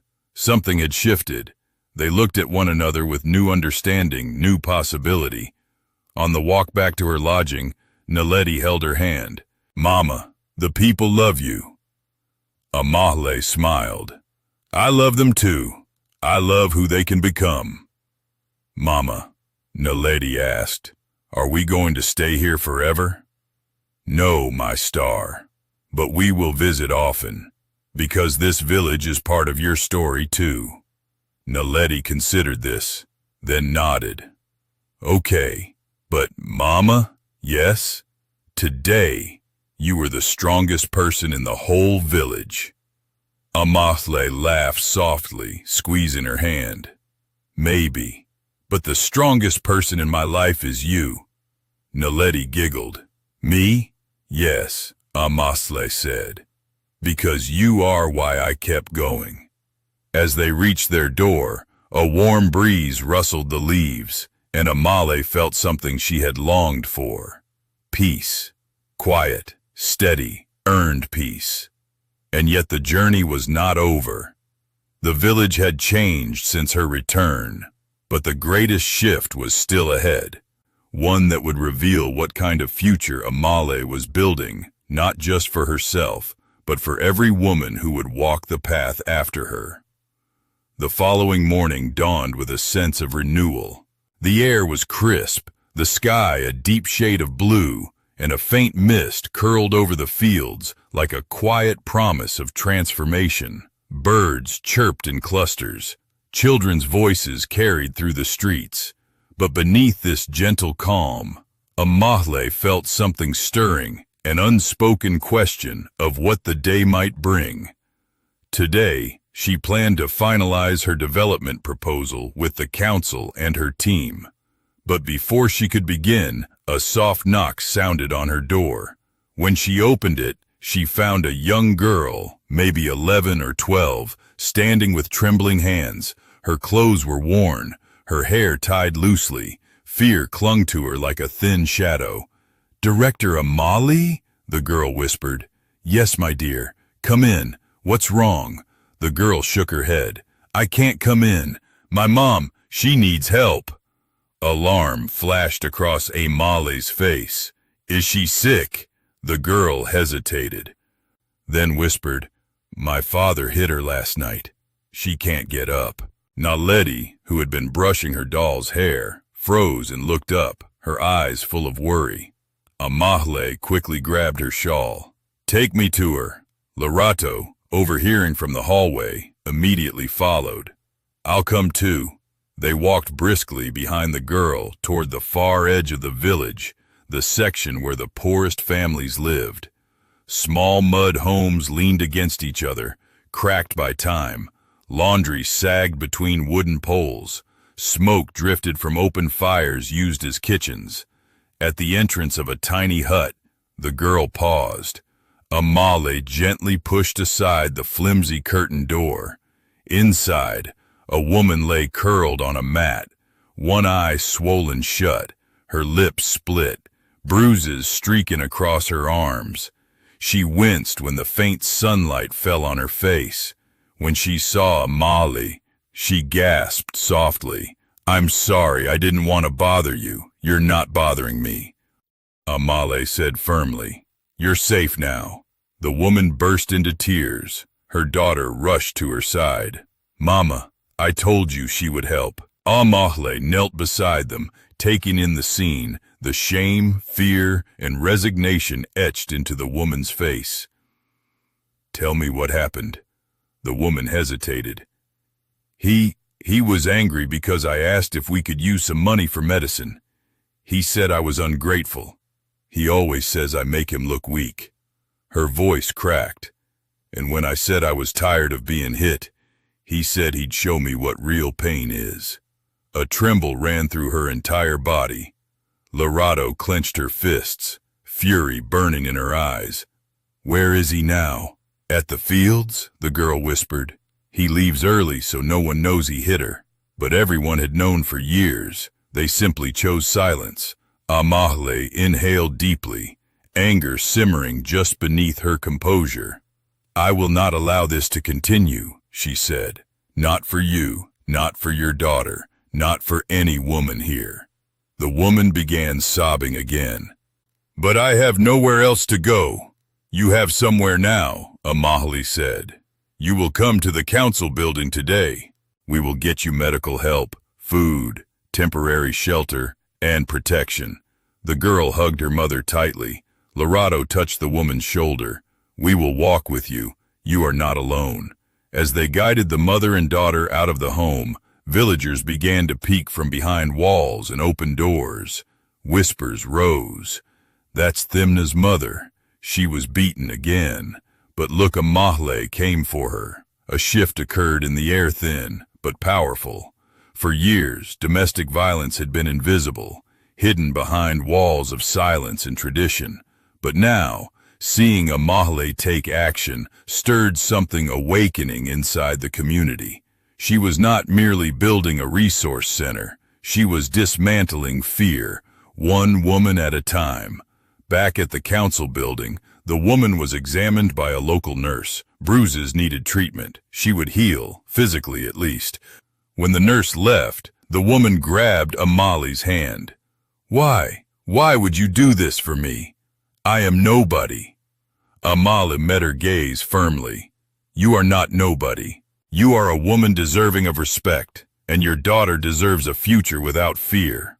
The girl sat beside her mother, tracing circles on her arm to comfort her. For a moment, Amale's chest tightened. She remembered Naledi's first-year show. She had sworn never to let her daughter feel unprotected.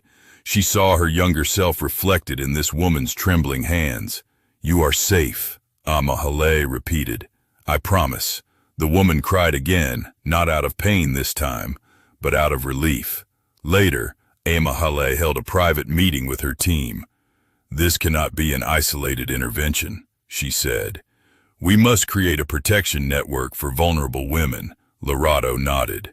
"Safe houses, legal guidance, counseling. Yes, Amahle said, pacing slowly.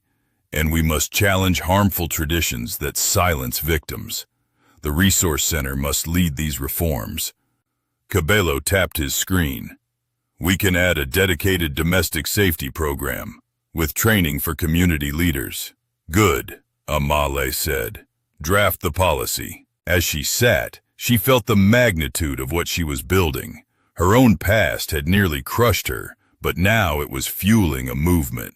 When news of the rescue spread, the entire village buzzed with discussion. Some were supportive, others uncomfortable.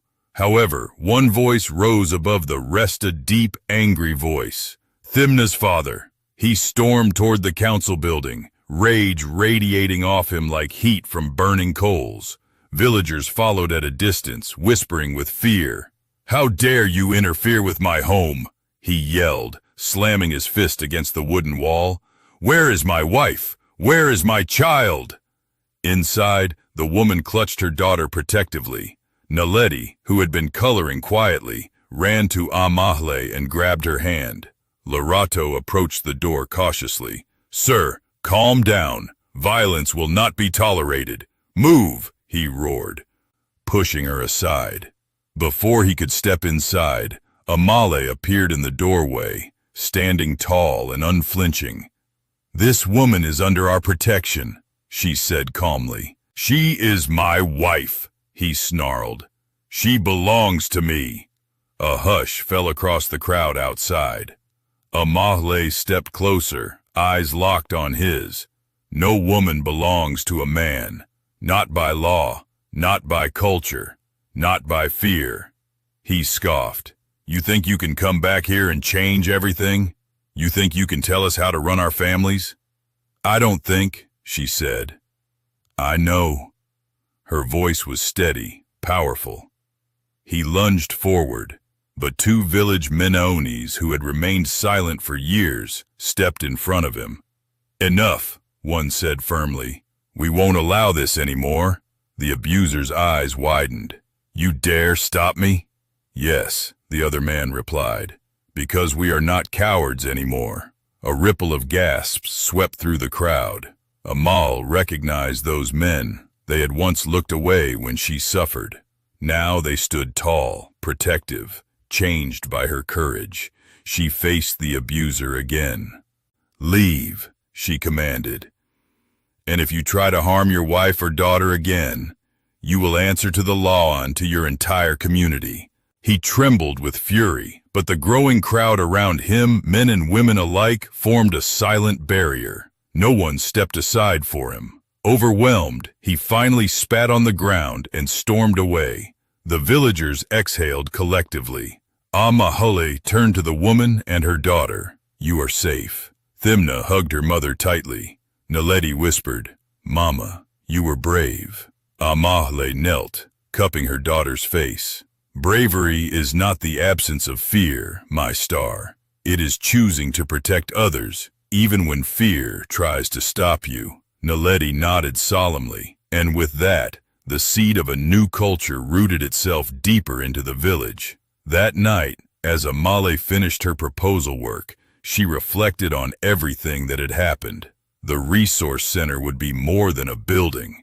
It would be a refuge, a shield, a voice, a second chance, a catalyst for change.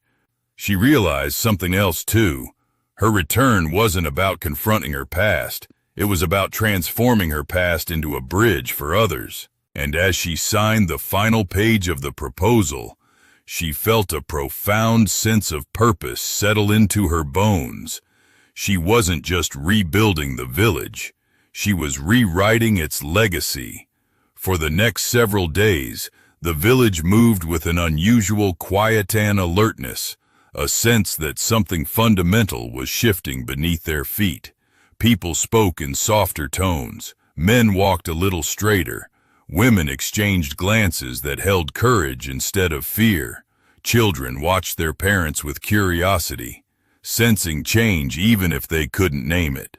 And at the center of all this transformation stood Amahle, traveling from home to home with her team as she finalized every detail of the village revitalization report. But today would hold more than administrative work. Today would test whether this community was ready for true change.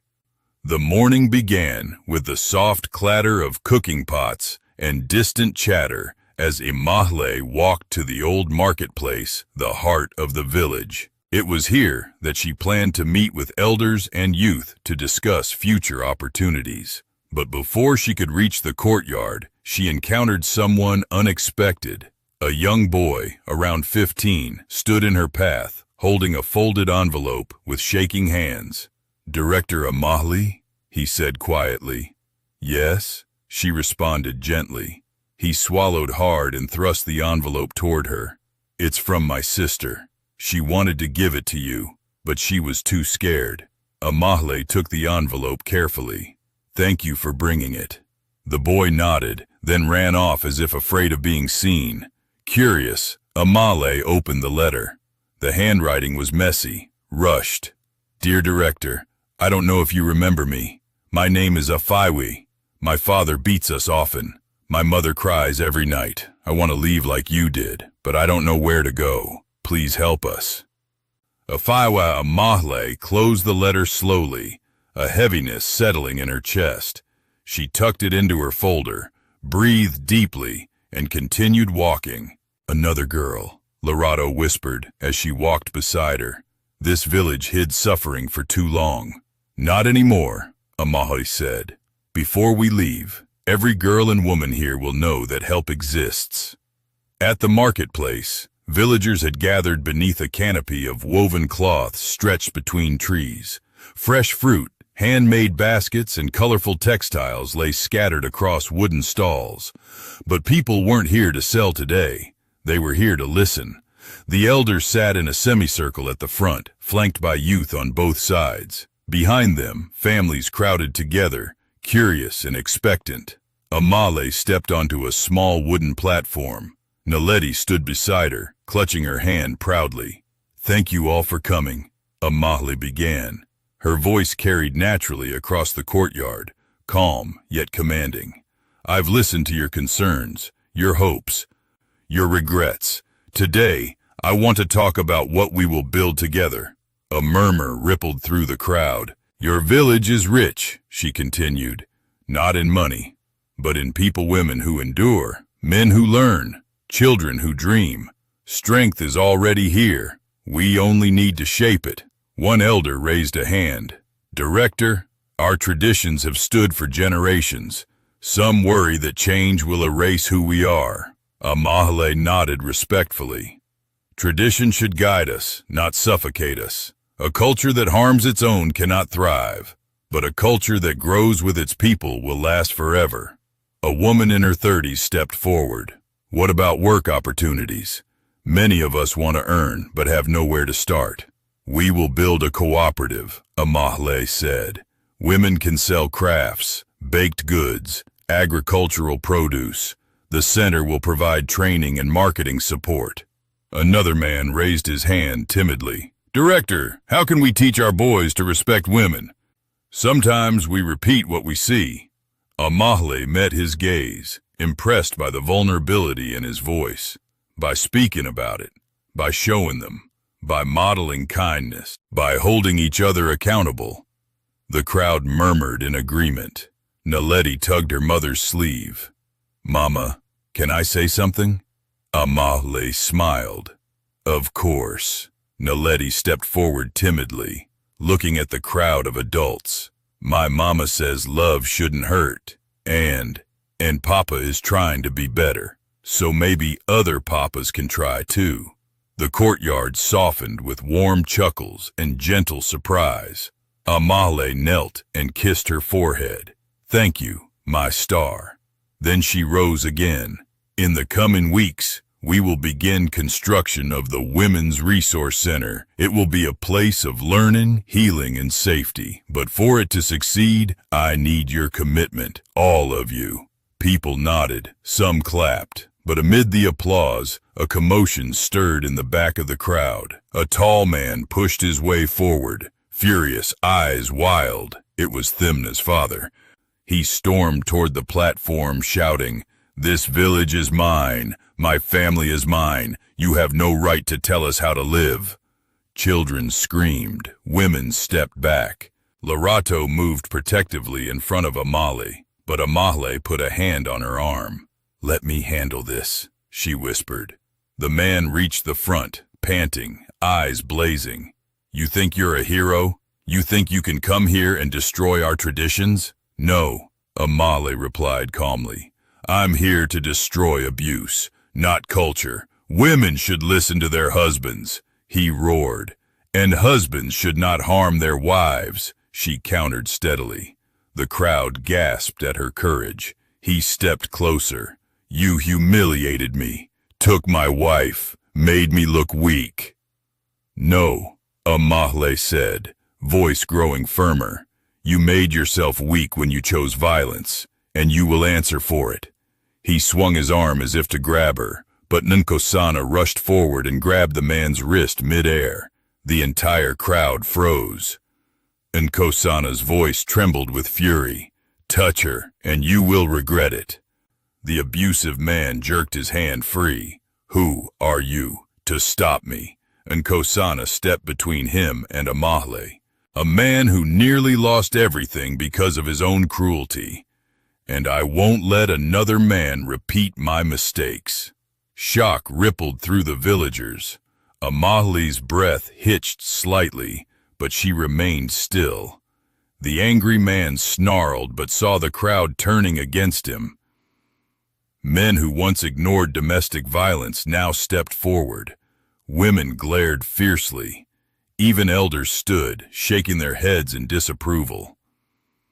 "You will not harm anyone again," an elder declared. "Your behavior ends today." The man, cornered and overwhelmed, scoffed one last time before storming away. For a moment, silence blanketed the courtyard. Then applause erupted loud, emotional, affirming, not for the confrontation, but for the shift they had all witnessed. Men standing for women, women standing without fear, a village standing together. Amale turned toward Nkosana. He looked shaken, unsure whether he had overstepped. She met his gaze. "Thank you," she said quietly. He nodded, swallowing hard. It was time I stood for something other than regret. Then he stepped back into the crowd, not seeking praise, only release. Amale exhaled deeply and addressed the villagers again. "This is what change looks like," she said. "Not perfection, not fear, but courage rooted in learning." People nodded, energized, transformed. The meeting continued long into the afternoon. Mothers volunteering for committees, young men asking for leadership training, teenage girls offering to tutor younger children. The entire village seemed alive with possibility. As the sun dipped low, Naledi climbed into her mother's arms. "Mama," she whispered, "I think this village is getting stronger." "Yes," Amale murmured, holding her close, "stronger than I ever dreamed." And she knew then that something extraordinary had begun, not just a project, but a legacy. A new way of living, a story that would echo for generations. Because the village wasn't just changing, it was awakening. The final week of Amale's stay arrived with the kind of energy that makes an entire village feel as if the earth beneath it is shifting. People woke before dawn, cleaning paths, preparing food, discussing plans, and whispering about the resource center that would soon rise like a beacon of hope.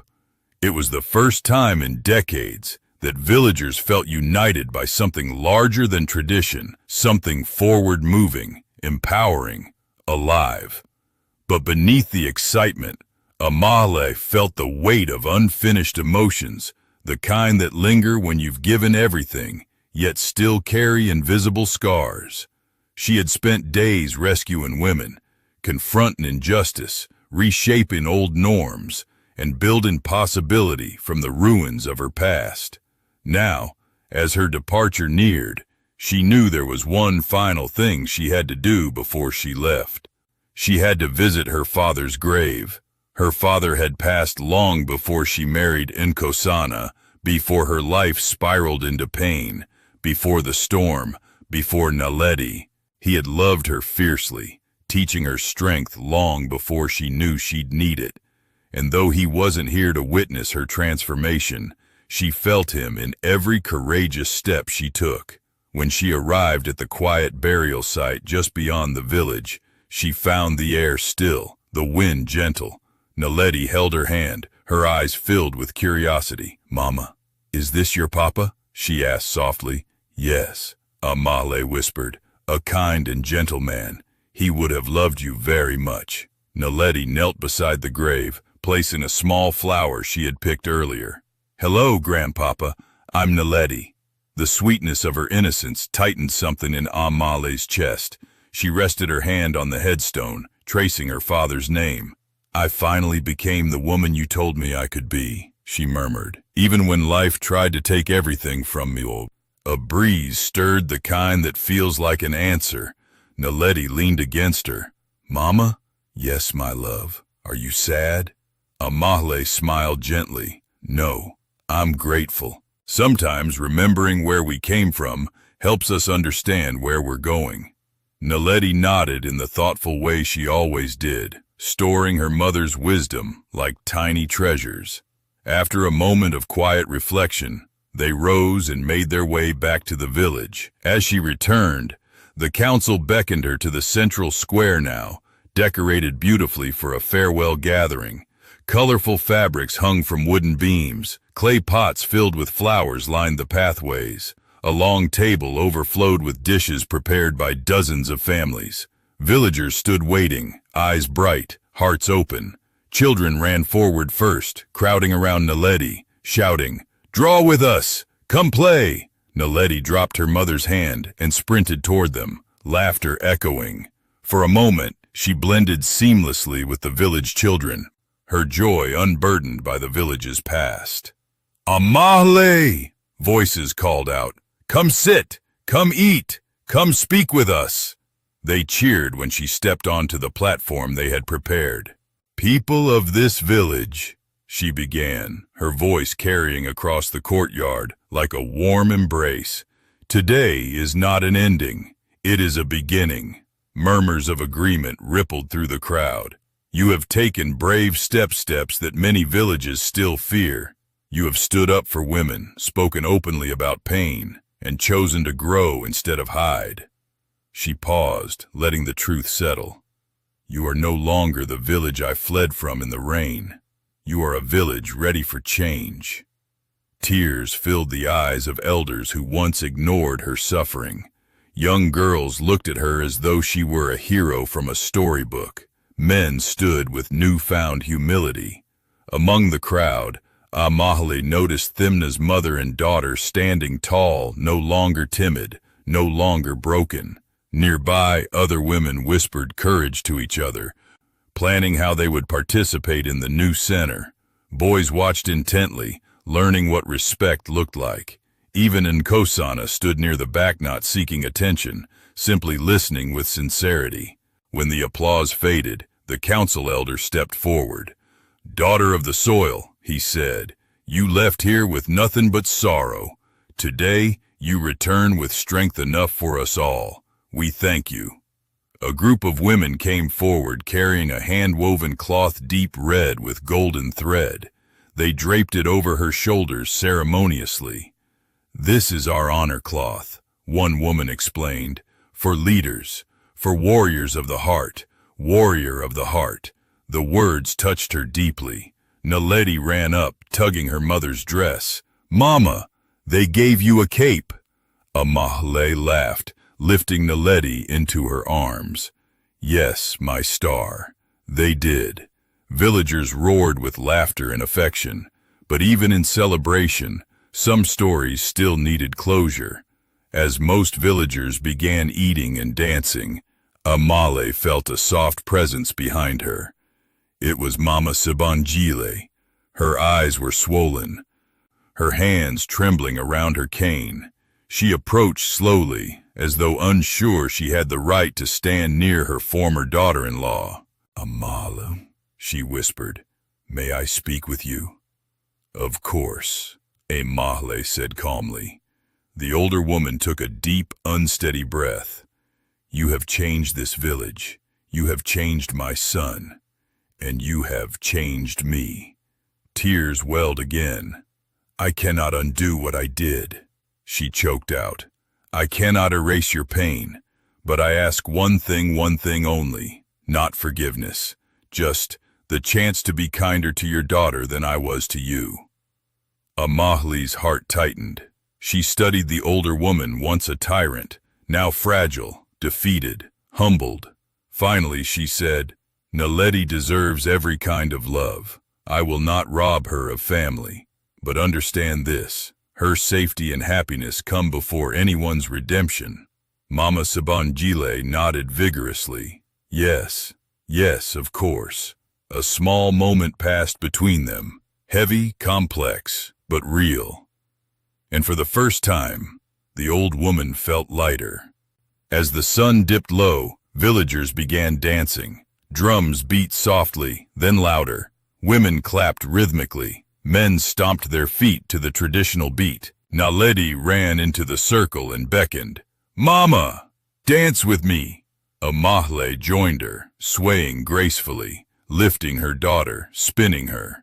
Laughter rose around them, warm and full. When the music softened, Nkosana approached, not close, just enough to be heard.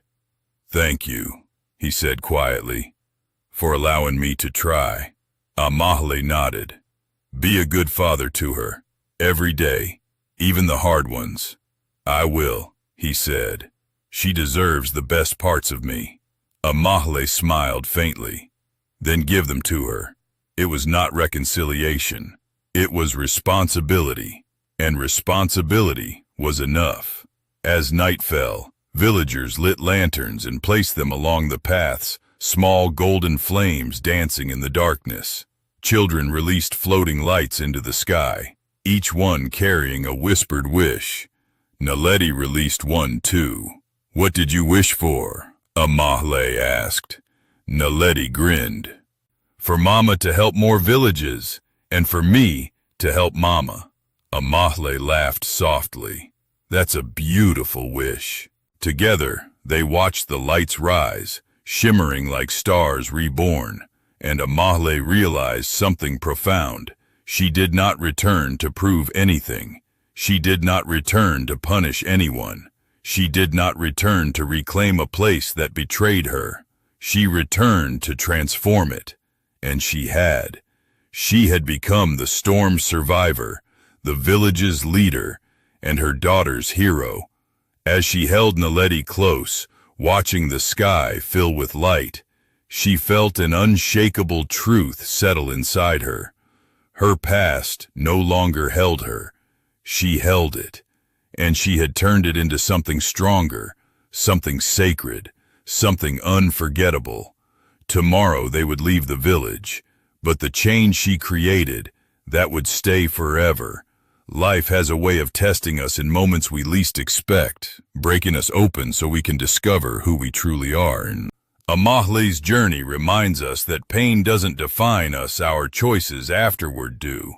Sometimes the people we trust fail us, and the places we call home betray us. But strength grows quietly in the wounds we survive. True healing comes not from revenge, but from rising so high that the past can no longer reach us. And when we use our scars to lift others, we transform suffering into purpose. If this story touched you, share your thoughts in the comments. Tell us where you're watching from and what time it is there. And if you love powerful African cinematic stories like this, make sure to subscribe so you never miss the next chapter.